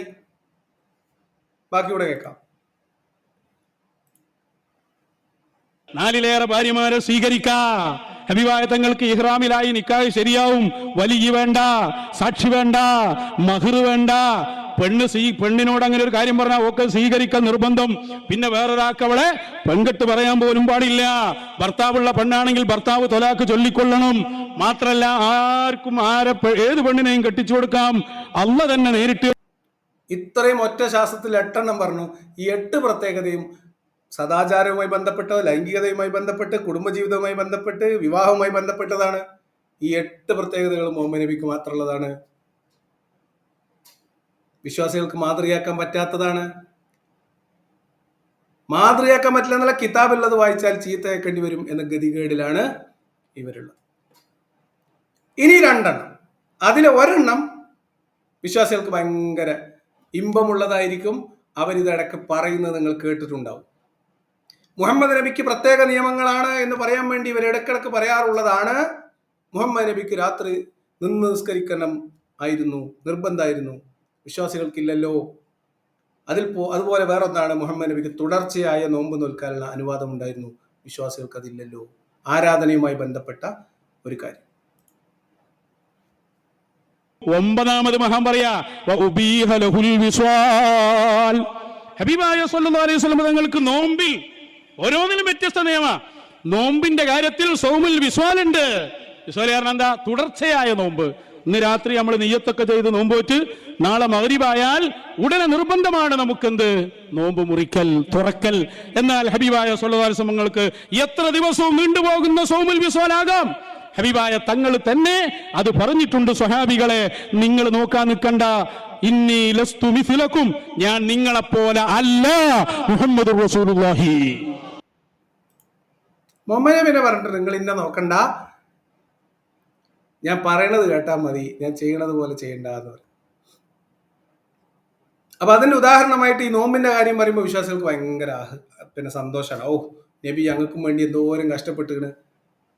രാത്രികളിൽ തുടർച്ചയായിട്ട് നോമ്പ് മുറിക്കാതെയുള്ള നോമ്പ് വരെ എടുത്തിട്ടുണ്ട്. ഈ പ്രത്യേകത അനിൽ കേൾക്കുമ്പോൾ അത് മഹാസംഭവമായിട്ട് മഹത്വമായിട്ട് പറയും. ഇതൊരൊറ്റ കിതാബിലെ ഒറ്റ ഇബാറത്തിൽ വരുന്നതാണ് കേട്ടാ. ഇത് 9ാമത്തതായിട്ടാണ് പറയുന്നത്. അപ്പൊ അത് കുഴപ്പമില്ല. ഇനി 10ാമത്തെ ഒന്നുകൂടി ഉണ്ട്, അതുകൂടി കേട്ടോളി. 10ാമതായി സക്കരിയ അൽ അൻസാരി തങ്ങൾ പറയാ, വലാ യുൻതഖലു വുദൂഉഹു ബിന്നൗമി, ഉറങ്ങിയാൽ ഹബീബായ തങ്ങളുടെ വുദൂ മുറിയുകയില്ല. ഞങ്ങളൊന്നും ഇറങ്ങിയിട്ട് വരികരിക്കാൻ എന്ത് ഇത് എല്ലാ കാര്യത്തിലും ഉണ്ട്. ഇത് പറഞ്ഞാൽ ദിവസങ്ങളോളം വേണ്ടി വരും. ഓരോന്നോരോന്ന് പാർട്ടായി സക്കരിയ അൽ അൻസാരി തങ്ങളെ പോലെയുള്ള മഹാന്മാർ പറയുമ്പോൾ നിങ്ങൾ എന്താ പറഞ്ഞേ? നമുക്കും വലിയനും റസൂലിനും ഒക്കെ ഒറ്റ ശരീഅത്താണ്, വേറെ ഒന്നില്ല. അങ്ങനെ പറയാൻ പാടുണ്ടോ? ഇത് പറഞ്ഞാൽ തീരൂല എന്നാ പറയണേ. പറഞ്ഞാൽ തീരൂലാത്ത അത്രയും പ്രത്യേകതകളുള്ള ഒരു മനുഷ്യൻ, ആ വ്യക്തിക്ക് മാത്രമായിട്ടുള്ള നിയമങ്ങൾ അത് നിന്ന് പറഞ്ഞു കഴിഞ്ഞാൽ തീരൂലാത്ത അത്രയും കിതാബുകളിൽ ഉണ്ട് എന്നാ പറയണത്. ദിവസങ്ങൾ പറഞ്ഞാൽ തീരൂലാത്ത അത്രയും പ്രത്യേകതകൾ. എന്നിട്ട് ആ മനുഷ്യനെ എങ്ങനെയാണ് സൂക്കൂട്ടരെ നിങ്ങൾക്ക് മാതൃകയാക്കാൻ പറ്റുക? എല്ലാ കാര്യത്തിലും മാതൃകയാക്കാൻ പറ്റില്ല എന്ന് മാത്രമല്ല, ഒരു കാര്യത്തിലും മാതൃകയാക്കാൻ പറ്റില്ല. കാരണം ആ കാലഘട്ടം വേറെയാണ്, ആ ജനസമൂഹം വേറെയാണ്, അവരുടെ സംസ്കാരം വേറെയാണ്, അവിടുത്തെ സെറ്റപ്പ് വേറെയാണ്, മുഹമ്മദ് നബിയുടെ രീതി വേറെയാണ്. അത് ഇന്നത്തെ കാലത്ത് മനുഷ്യർക്ക് മാതൃകയാക്കാൻ പറ്റൂല. ഇതന്നെയല്ലേ നമ്മൾ പറയുന്നുള്ളൂ. നൗഷാദ് ഹസൻ ഇപ്പൊ പറയുന്നതിന്റെ വേറൊരു രൂപമാണ് നമ്മൾ പറയുന്നത്. ഇത് കിതാബിലുള്ളതാണ്. വിശ്വസിക്കുന്നവർക്ക് പോലും മുഹമ്മദ് നബിയിൽ മാതൃകയില്ല എന്ന് പറയുമ്പോൾ നമ്മൾ മുഹമ്മദ് നബിനെ മാതൃകയാക്കാൻ പറ്റില്ല എന്ന് പറയുമ്പോൾ മാത്രം നിങ്ങൾക്ക് എന്തിനാ ബേജാറാവുന്നത്? അനിൽ മുഹമ്മദിന് ആ കാര്യത്തിൽ ഉഷാറാണ്. അനിൽ മുഹമ്മദിന് ഇഷ്ടപ്പെടാത്തത് പറഞ്ഞാൽ അത് മൂല്യരാണെങ്കിലും യുക്തിവാദിയാണെങ്കിലും ചീത്ത വിളിക്കും. ആ കാര്യത്തിൽ അനിൽ മുഹമ്മദിനെ കുറിച്ച് നമുക്ക് ഒരു അഭിപ്രായം ഉണ്ട്. ഇനി വേറെ ഒരു ചെറിയ തമാശ കൂടി പറഞ്ഞിട്ട് നമുക്ക് ഇന്നത്തെ അവസാനിപ്പിക്കാം. അങ്ങനെ ദീനിൽ പറഞ്ഞാൽ അത് ഹബീബായ തങ്ങളുടെ പ്രത്യേകതകളെ നിഷേധിക്കലാണ്, ആളുകളെ കുഫ്രിയത്തിലേക്ക് കൊണ്ടുപോകലാണ്. അതാണ്. അപ്പൊ മുഹമ്മദ് നബിക്കുള്ള അതേ നിയമങ്ങൾ തന്നെയാണ് വിശ്വാസികളായിട്ടുള്ള എല്ലാവർക്കും എന്ന് പറഞ്ഞാൽ, വേറൊരു ഭാഷയിൽ പറഞ്ഞാൽ മുഹമ്മദ് നബിയെ ചാണിന് ചാണായും മുളത്തിന് മുളമായും നമുക്ക് അതേപോലെ അനുസരിക്കാം എന്ന് പറഞ്ഞാൽ, മാതൃകയാക്കാം എന്നൊക്കെ പറഞ്ഞാൽ അത് ഈമാനിൽ നിന്ന് തെറ്റിപ്പോകും. അത് നമുക്ക് പറ്റൂല. അപ്പൊ അതുകൊണ്ട് ആളുകൾ കുഫ്രിയത്തിലേക്ക് പോകാതിരിക്കാൻ, അന്ധവിശ്വാസത്തിലേക്ക് പോകാതിരിക്കാൻ ഇതൊക്കെ വിശദീകരിച്ചു കൊടുത്തു എന്നൊരു തെറ്റ് മാത്രമാണ് നൗഷാദ് ഹസന് ചെയ്തിട്ടുള്ളത് എന്നാണ് അദ്ദേഹം പറയുന്നത്. അല്ലാഹ് ഒരു കാര്യം റസൂൽ സ്വല്ലല്ലാഹു അലൈഹി വസല്ലം തങ്ങൾക്ക് അനുവദിച്ചു കൊടുത്താൽ പിന്നെ ആരെ ഇഷ്ടവും റസൂലിന് നോക്കണ്ട. പിന്നെ അനിൽ മുഹമ്മദിന്റെ അഭിപ്രായം, ലിയാക്കത്തിന്റെ അഭിപ്രായം ഒന്നും നോക്കേണ്ട കാര്യം ആർക്കില്ല? അള്ളാഹിന്റെ റസൂലിനില്ല. അള്ളാഹിന്റെ റസൂലിന് തന്നെ ഇല്ലാത്തൊരു കാര്യം കിതാബിൽ എഴുതി വെച്ചത് വായിച്ചു കൊടുക്കുന്നതിന് അനിൽ മുഹമ്മദിന് എന്തിനാ ബേജാറാവുന്നത്? ഈ ഒരു എക്സാമ്പിൾ കൂടി പറഞ്ഞിട്ട് ഇതെന്താ സംഭവം, ഇത് ഇദ്ദേഹം ഒരു തെളിവ് ഉദ്ധരിക്കുന്നുണ്ട്. മുഹമ്മദ് നബിക്ക് അള്ളാഹു അനുവദിച്ചു കൊടുത്തൊരു കാര്യം അത് മുഹമ്മദ് നബിക്ക് ചെയ്യാം, അതിനാരെയും പേടിക്കണ്ട. പടച്ചോൻ പ്രത്യേകം കൊടുത്ത അനുവാദം പ്രയോഗിക്കാൻ പടപ്പുകളെ പേടിക്കണോ? ഒരു സംഭവം ഉണ്ടായി. എന്താ സംഭവം? ഒരു ദിവസം ഹഫ്സയുടെ വീട്ടിൽ ചെന്ന സമയത്ത് ഹഫ്സ സ്ഥലത്തില്ല, വിരിപ്പിലില്ല, അല്ലെങ്കിൽ ബെഡ്റൂമിലില്ല. അപ്പൊ തന്നെ മാരിയത്തുൽ ഖിബിത്തിയ എന്ന് പറയുന്ന അദ്ദേഹത്തിന്റെ അടിമ സ്ത്രീയുമായിട്ട് അദ്ദേഹം രമിച്ചു എന്നാണ്. വേറൊരു സ്ഥലത്ത് പറയുന്നത് അവിടെ വെച്ച് തേൻ കുടിച്ചു എന്നാണ്. അത് ഹഫ്സ കൊടുത്ത തേനാണോ മാരിയ കൊടുത്ത തേനാണോ എന്നറിയില്ല. എന്തായാലും തേൻ കുടിച്ചു എന്നോ തേൻ നുകർന്നു എന്നോ അല്ലെങ്കിൽ രമിച്ചു എന്നോ ഒക്കെ പല രീതിയിൽ ഈ സംഭവത്തെ കുറിച്ച് പറയുന്നുണ്ട്. അങ്ങനെ വന്നപ്പോൾ ആകെ പ്രശ്നമായി. അങ്ങനെ പ്രശ്നമായപ്പോൾ ഭാര്യമാർക്കിടയിൽ പ്രശ്നമായി, ഭാര്യയും മുഹമ്മദ് നബി തമ്മിൽ പ്രശ്നമായപ്പോൾ മുഹമ്മദ് നബി പറഞ്ഞു, എന്നാൽ ഇനി മുതൽ എനിക്കത് ഹറാമാക്കിയിരിക്കുന്നു പറഞ്ഞു. ഞാൻ ചെയ്യൂല, പഠിച്ചവനാണ് സത്യം, എനിക്കത് ഇനി മാണ്ടാറ്. അപ്പൊ എന്താ മാണ്ടാറുന്നത്? നീ ജീവിതത്തിൽ ഒരിക്കലും തേൻ കുടിക്കൂല എന്നാണോ? അതോ മാരിയത്തുൽ ഖിബിത്തിയയുമായിട്ടുള്ള ബന്ധം വേണ്ട എന്നാണോ? വിശദീകരിക്കേണ്ടത് വിശ്വാസികളാണ്, രണ്ടായാലും കണക്കാണ്. അപ്പൊ തന്നെ അള്ളാഹ്ക്ക് വിഷമായി. അള്ളാഹ് ഉടനെ ആയത്തിറക്കി കൊടുത്തു. എന്ത്? അണക്ക് ഞാൻ അനുഭവിച്ചു തന്നത് ഇജ് ബാക്കിയുള്ളവരെ നോക്കിയിട്ട് ഇജ് വേണ്ടാന്ന് വെക്കണത് നല്ലതല്ല, അതുകൊണ്ട് അങ്ങനെയൊന്നും പറയില്ലേ എന്ന് പറഞ്ഞിട്ട് അള്ളാഹ് ആയത്തിറക്കി കൊടുത്തു.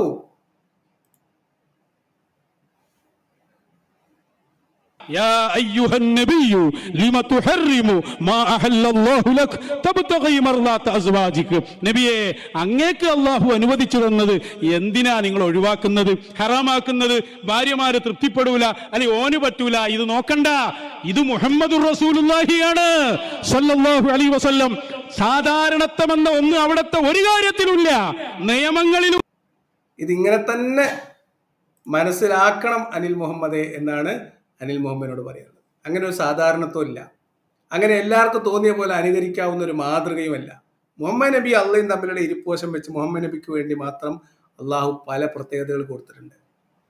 അത് ഇപ്പൊ നാട്ടിൽ പറഞ്ഞില്ലെങ്കിലുള്ള പ്രശ്നം എന്താ വെച്ചാൽ, ഇസ്ലാമിലുള്ള നിയമം, ഇസ്ലാമിന്റെ മാതൃക കാണിക്കാൻ വന്ന ആളാണ് മുഹമ്മദ് നബി എന്നൊക്കെ പറഞ്ഞുകൊണ്ട് നടക്കുമ്പോൾ അതിന് വിരുദ്ധമായ ചില കാര്യങ്ങൾ ശ്രദ്ധയിൽപ്പെടും. അപ്പൊ ആളുകൾക്ക് സംശയം ഉണ്ടാവും. മാതൃക കാണിക്കാൻ വന്ന ആൾ മാതൃകക്ക് വിരുദ്ധമായി പ്രവർത്തിക്കുന്നതിന്റെ ലോജിക്ക് എന്താണെന്ന് സംശയം ഉണ്ടാവും. അങ്ങനെ ആ സംശയം ചിലപ്പോൾ കൂടുതൽ അന്വേഷണത്തിലേക്കും ഒരുപക്ഷെ കുഫറിലേക്കും പോയേക്കാം. അത് ഒഴിവാക്കാൻ വേണ്ടിയിട്ടാണ്. അങ്ങനെ എന്തെങ്കിലും നിങ്ങൾ പ്രത്യേകമായിട്ട് കണ്ടാൽ നിങ്ങൾ ഇങ്ങനെ മനസ്സിലാക്കിയാൽ മതി, അത് അള്ളാഹ് നബിക്ക് വേണ്ടി പ്രത്യേകം കൊടുത്തതാണ്, മാതൃകയാക്കല്ലീം എന്ന് മനസ്സിലാക്കണം. ഇത് മനസ്സിലാക്കാൻ വേണ്ടി വിശ്വാസികൾക്ക് വേണ്ടി നല്ലൊരു കാര്യത്തിന് പറഞ്ഞു കൊടുത്ത ഈ ഒരു ഇൽമിനെ, അത് പറഞ്ഞു കൊടുത്ത പണ്ഡിതനെയും എഴുതി വെച്ച കിതാബ് എഴുതിയ പണ്ഡിതനെയും ഇത് വിശദീകരിച്ച മൗലിയരെയൊക്കെ പള്ളു പറയുകയും ചീത്ത വിളിക്കുകയും ചെയ്യുക എന്ന് പറയുമ്പോൾ അനിൽ മുഹമ്മദിന്റെ പ്രശ്നം എന്താണ്? മുഹമ്മദിന്റെ വ്യാധികൾ നാട്ടുകാരറിയും എന്ന അനിൽ മുഹമ്മദിന്റെ ആദിയാണ് പ്രശ്നം. ആദി കൊണ്ടിട്ട് കാര്യമില്ല, മുഹമ്മദിന്റെ വ്യാധി നാട്ടുകാർക്ക് മനസ്സിലായിട്ടുണ്ട്. അതുകൊണ്ട് ഈ മാതൃകയും പൊക്കിപ്പിടിച്ച് അധികകാലം ഇനി മുന്നോട്ട് പോകാൻ കഴിയില്ല എന്ന് മാത്രം സാമാന്യമായിട്ട് എല്ലാവരും മനസ്സിലാക്കിയാൽ എല്ലാവരുടെ പ്രശ്നം തീരും എന്നാണ് പറയാനുള്ളത്. ഇതാണ് കാലങ്ങളായിട്ട് നമ്മൾ പറയുന്നത്. ഇതിലൊരു മാതൃകയില്ല കൂട്ടരെ. അത് ആ മനുഷ്യന്റെ ആഗ്രഹത്തിനൊത്ത് ജീവിക്കാൻ വേണ്ടി അവിടെ പലതും പറഞ്ഞിട്ടുണ്ട്, പലതും ചെയ്തിട്ടുണ്ട്, പലതും കാട്ടിക്കൂട്ടിയിട്ടുണ്ട്. അത് പലരും എന്തോ മഹാസംഭവം എന്ന രീതിയിൽ എഴുതിക്കൂട്ടി വെച്ചിട്ടുണ്ട്, തുന്നിക്കൂട്ടി വെച്ചിട്ടുണ്ട്, കിതാബാക്കി വെച്ചിട്ടുണ്ട്. കുറച്ച് ആൾക്കാർ അത് കുത്തിയിരുന്ന് വിശദീകരിച്ചിട്ടുണ്ട്, തഫ്സീർ എഴുതിയിട്ടുണ്ട്, ഹദീസ് എഴുതിയിട്ടുണ്ട്. ഇപ്പൊ ചില ആളുകൾ കുത്തിയിരുന്ന് ആ ഹദീസിലെ പകുതി ഭാഗം തള്ളുന്നുണ്ട്, മുഴുവൻ ഭാഗം തള്ളുന്നുണ്ട്, സനത് ശരിയല്ല എന്ന് പറയുന്നുണ്ട്. എന്നാൽ ചില മൂല്യന്മാര് അക്കും പുക്കും നോക്കാതെ, ആളുകൾ എന്ത് പറയും എന്നൊന്നും നോക്കാതെ സത്യസന്ധമായിട്ട് കിതാബിലുള്ളത് വായിച്ചിട്ട് ഇതൊക്കെ അള്ളാഹിന്റെ റസൂലിന് അള്ളാഹ് അനുവദിച്ചു കൊടുത്താണെന്ന് പറഞ്ഞിട്ടുണ്ട്. അതിന് അനിൽ മുഹമ്മദ് ചീത്ത വിളിച്ചുകൊണ്ട് കിതാബിലുള്ളത് കിതാബിലുള്ളതാകുമോ? അള്ളാഹിന്റെ റസൂല് ചെയ്തത് അള്ളാഹിന്റെ റസൂല് ചെയ്യാത്തതാകുമോ? നാട്ടുകാർ അറിഞ്ഞത് അറിയാട്ടാകുമോ? പൊന്നാർ അനിൽ മുഹമ്മദെ, തലയിൽ മുണ്ടിട്ട് മുണ്ടാണ്ടൊരു വൈക്ക് പൊയ്ക്കോ എന്നാണ് കിതാബിന്റെ കാര്യത്തിലും മാതൃകയുടെ കാര്യത്തിലും പറയാനുള്ളത്. വെറുതെ അഹ്സനിന്റെ പിന്നാലെ കൂടി നമ്മളാരും കണ്ടിട്ടും കേട്ടിട്ടില്ലാത്ത കിതാബുകൾ ഓരോന്ന് പുറത്തിട്ടാല് അതില് മാതൃകകൾ മാതൃകകൾ മാതൃകകൾ മറ്റു പലതും മണ്ണിന്റെ അടിയിൽ നിന്ന് പൊങ്ങി വരും. എന്തിനാണ് വേണ്ടാത്ത പണിക്ക് പോകുന്നത്? ഞങ്ങളോട് എപ്പോഴും പറയാറുണ്ട്, അനിലിനോട് ഞാൻ പ്രത്യേകിച്ച് പറയാറുണ്ട്, ആവശ്യമില്ലാത്തതിന്റെ പിന്നാലെ പോയിട്ട് മുത്തുനബീന്റെ കഥകൾ മുഴുവൻ വലിച്ചു വാരി പുറത്തിടാനുള്ള ഇട കൊടുക്കരുത്. മിണ്ടാതെ റേഡിയോയിൽ 4 പാട്ടും വെച്ച് 2 സാമൂഹ്യ ശാസ്ത്ര വീഡിയോയും ചെയ്ത് സ്വസ്ഥം സുഖം അങ്ങനെ പോകുന്നതല്ലേ നല്ലത്? നിങ്ങൾക്കും മുത്തുനബീന്റെ അന്തസ്സിനും ഇസ്ലാം ദീനിനും അല്ലേ? പണ്ടൊരു പാട്ടുണ്ട്, അനിൽ മുഹമ്മദിനോട് ആ പാട്ട് എല്ലാവർക്കും വേണ്ടി ആവശ്യപ്പെട്ടുകൊണ്ട് ഞാൻ ഇന്നത്തെ വീഡിയോ അവസാനിപ്പിക്കുകയാണ്. ആ പാട്ട് എല്ലാവർക്കും അറിയോ? പണ്ട് കാലത്ത് വാമൊഴിയായിട്ട് പാടിക്കേട്ട ഒരു പാട്ടാണ്. ആർക്കെങ്കിലും അറിയോന്നറിയില്ല. എൻ്റെ വാപ്പ ഭയങ്കര ഇഷ്ടപ്പെട്ട് പാടിയിരുന്ന ഒരു പാട്ടാണ്. പുഗ്ഗറുക്കണ കുഞ്ഞാത്തു ജൊരു പുതുമ കെട്ടടി കുഞ്ഞാത്തു, മുത്തിസിലാമിനെ പിത്തനെ കാട്ടണ കൂട്ടരെ കണ്ടടി കുഞ്ഞാത്തു എന്നൊരു പാട്ടുണ്ട്. ആ പാട്ട് കേട്ടിട്ടുള്ളവർ, ആ പാട്ട് പാടാൻ അറിയാവുന്നവർ അതൊന്ന് കമന്റ് ബോക്സിൽ എഴുതുക. എന്നതുപോലെ മുത്തിസിലാമിനെ പിത്തനെ കാട്ടണ ഒരു കുഞ്ഞാപ്പു ആകല്ലേ അനിൽ മുഹമ്മദ് എന്ന് മാത്രമാണ് അനിൽ മുഹമ്മദിനോട് പറയാനുള്ളത്. മുത്തുനബി അങ്ങനെ പല ബുക്ക് വറുത്തിട്ടുണ്ട്, അതൊക്കെ കിതാബിൽ പലരും എഴുതി വെച്ചിട്ടുണ്ട്. നിങ്ങൾ അതും പൊക്കിപ്പിടിച്ച് മുത്തിസിലാമിനെ പിത്തനെ കാട്ടരുത് എന്ന് മാത്രമാണ് അനിൽ മുഹമ്മദിനോട് പറയാനുള്ളത്. എല്ലാവർക്കും സന്തോഷകരമായിട്ടുള്ള ഒരു രാത്രി നേർന്നുകൊണ്ട് ഇന്നത്തേക്ക് അവസാനിപ്പിക്കുകയാണ്. പിന്നെ വിശ്വാസികൾക്ക് ഇന്ന് വല്ലാണ്ട് കുരു പൊട്ടുന്നുണ്ട്. എന്താ സംഭവം എന്ന് എനിക്കറിയില്ല. കമന്റ് ബോക്സിൽ ഇരിക്കാൻ പറ്റൂല എന്നുള്ളതാണ്. ലിയാക്കത്ത് പറ്റുമെങ്കിൽ ഇസ്ലാമിക പണ്ഡിതരുമായി സംവദിക്കുക, അനിലിനെ വിടൂ. ഇസ്ലാമിക പണ്ഡിതന്മാരുടെ അടുത്ത് നമ്മൾ എന്നും വിളിക്കണം, നമുക്ക് എന്നും സന്തോഷമാണ്. അല്ല, നിങ്ങളെല്ലാവരും ചാനല് വീഡിയോ ലൈക്ക് ചെയ്തോ? വീഡിയോ ലൈക്ക് ചെയ്യാതെ കാണുന്ന ആൾക്കാരാണ് കൂടുതലും. ഇതൊക്കെ ഫൗളാണ് കേട്ടോ. 553 പേര് കണ്ടിട്ട്, അത് 1250 പേര് ഇവിടെ കൂടെ ഉണ്ടായിട്ട് 500 പേര് ലൈക്ക് ചെയ്യാന്ന് പറഞ്ഞാൽ കമന്റ് ബോക്സ് ചില കഥകൾ പറയുന്നുണ്ട്. എന്തായാലും വിശ്വാസികൾ, നിങ്ങളൊന്നും വിശ്വാസികളല്ല എന്നെങ്കിലും മനസ്സിലാക്കാൻ വേണ്ടിയിട്ട് ലൈക്ക് ചെയ്താളി. അതാണ് എല്ലാവരോടും പറയാനുള്ളത്. അപ്പോൾ എന്തായാലും മറ്റൊരു വിഷയവുമായിട്ട് വീണ്ടും നാളെ കാണാം എന്നാണ് പറയാനുള്ളത്. എല്ലാവരോടും നന്ദി പറയുന്നു, ശുഭരാത്രി പറയുന്നു. ഒരു സ്പെഷ്യൽ താങ്ക്സ് പറയാനുള്ളത് സൂപ്പർ ചാറ്റോ സ്റ്റിക്കറൊക്കെ ചെയ്തിട്ടുള്ള ആരായിരുന്നു? വിഷ്ണുമോഹൻ ആൻഡ് സീക്ക് ട്രൂത്ത്, രണ്ടുപേരോടുള്ള സ്പെഷ്യൽ താങ്ക്സ് പറയുന്നു. നിർത്തുന്നു. നാളെ നമുക്ക് മറ്റൊരു വിഷയവുമായിട്ട് വീണ്ടും കാണാം. പനിയൊക്കെ മാറി ശബ്ദം ശരിയായി വരുന്നതേ ഉള്ളൂ. അതിൻ്റെ ഒരു പോരായ്മ മൊത്തത്തിൽ നമ്മുടെ ആ ഒരു എനർജി ലെവലിൽ ഉണ്ടാകും. എങ്കിലും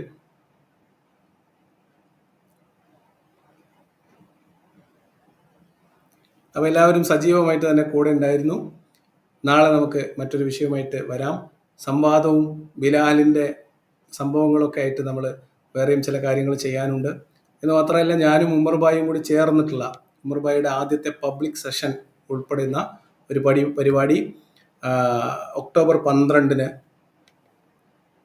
തൃശ്ശൂർ വെച്ച് നടക്കുന്നുണ്ട്. ഞാനും ഉമ്മർബായും അള്ളാഹു ബിംബം ബിലാൽ എന്ന പേരിൽ നമ്മൾ പരിപാടി അവതരിപ്പിക്കുന്നുണ്ട്. ഞങ്ങൾ രണ്ടുപേരും തമ്മിലുള്ള ഒരു ചാറ്റായിരിക്കും, സംഭാഷണമായിരിക്കും. അത് കഴിഞ്ഞൊരു സദസ്സിൽ നിന്നുള്ള ചോദ്യങ്ങൾ ഉൾപ്പെടുത്തിയിട്ടുള്ള പരിപാടിയാണ്. അപ്പോൾ ഞാനും ഉമ്മർബായും തൃശ്ശൂരിൽ 12-ാം തീയതി ഉണ്ടാകും. വരാൻ ആഗ്രഹിക്കുന്നവർ, പരിപാടിയിൽ പങ്കെടുക്കാൻ താല്പര്യമുള്ളവർ കോൺടാക്ട് ചെയ്താൽ അതിൻ്റെ ബാക്കി ഡീറ്റെയിൽസ്, മീൻസ് അതിൻ്റെ സംഘാടകർ നൽകിയിട്ടുള്ള ബാക്കി ഡീറ്റെയിൽസും അതിൻ്റെ ലിങ്കും ഒക്കെ ഷെയർ ചെയ്യാം എന്നാണ് അറിയിക്കാനുള്ളത്. സംവാദത്തിന് തുടർന്നുള്ളതും സംവാദത്തിന് മുൻപ് അബ്ദുള്ള ബാസലിൻ്റെ ഭാഗത്ത് നമ്മൾ നിർത്തിവെച്ചതുമായിട്ടുള്ള വിഷയങ്ങളിലേക്കൊക്കെ തിരിച്ചു പോകേണ്ടതുണ്ട്. സൂറത്തു തൗബയിൽ നിന്ന് രക്ഷപ്പെടാൻ വേണ്ടിയിട്ടാണ് ഈ കാട്ടിക്കൂട്ടലുകളൊക്കെ കാട്ടിക്കൂട്ടിയതും സംവാദം നടന്നതും. നമുക്ക് തിരിച്ച് സൂറത്തു തൗബയിലേക്കും ബക്കറയിലെ യുദ്ധക്കളത്തിലേക്കും ഒക്കെ തിരിച്ചു പോകേണ്ടതുണ്ട്. അതേപോലെ അബ്ദുള്ള ബാസിൽ പറഞ്ഞു വെച്ച, ജബ്ബാർ മാഷ്ക്ക് മറുപടി എന്ന രീതിയിൽ പറഞ്ഞു വെച്ച ഇസ്ലാം വളരുന്നു എന്നതിൽ അദ്ദേഹം കാണിച്ചിട്ടുള്ള ചില കണക്കുകളുടെ കൺകെട്ട് വിദ്യകൾ കൃത്യമായിട്ട് പൊളിച്ചെടുക്കേണ്ടതുണ്ട്. അതിലേക്കൊക്കെ വേണ്ടിയിട്ടുള്ള വീഡിയോകൾ വരും ദിവസങ്ങളിൽ പ്രതീക്ഷിക്കാം. എല്ലാവരും കട്ടയ്ക്ക് കൂടെ ഉണ്ടാവണം എന്ന് മാത്രം പറയാണ്.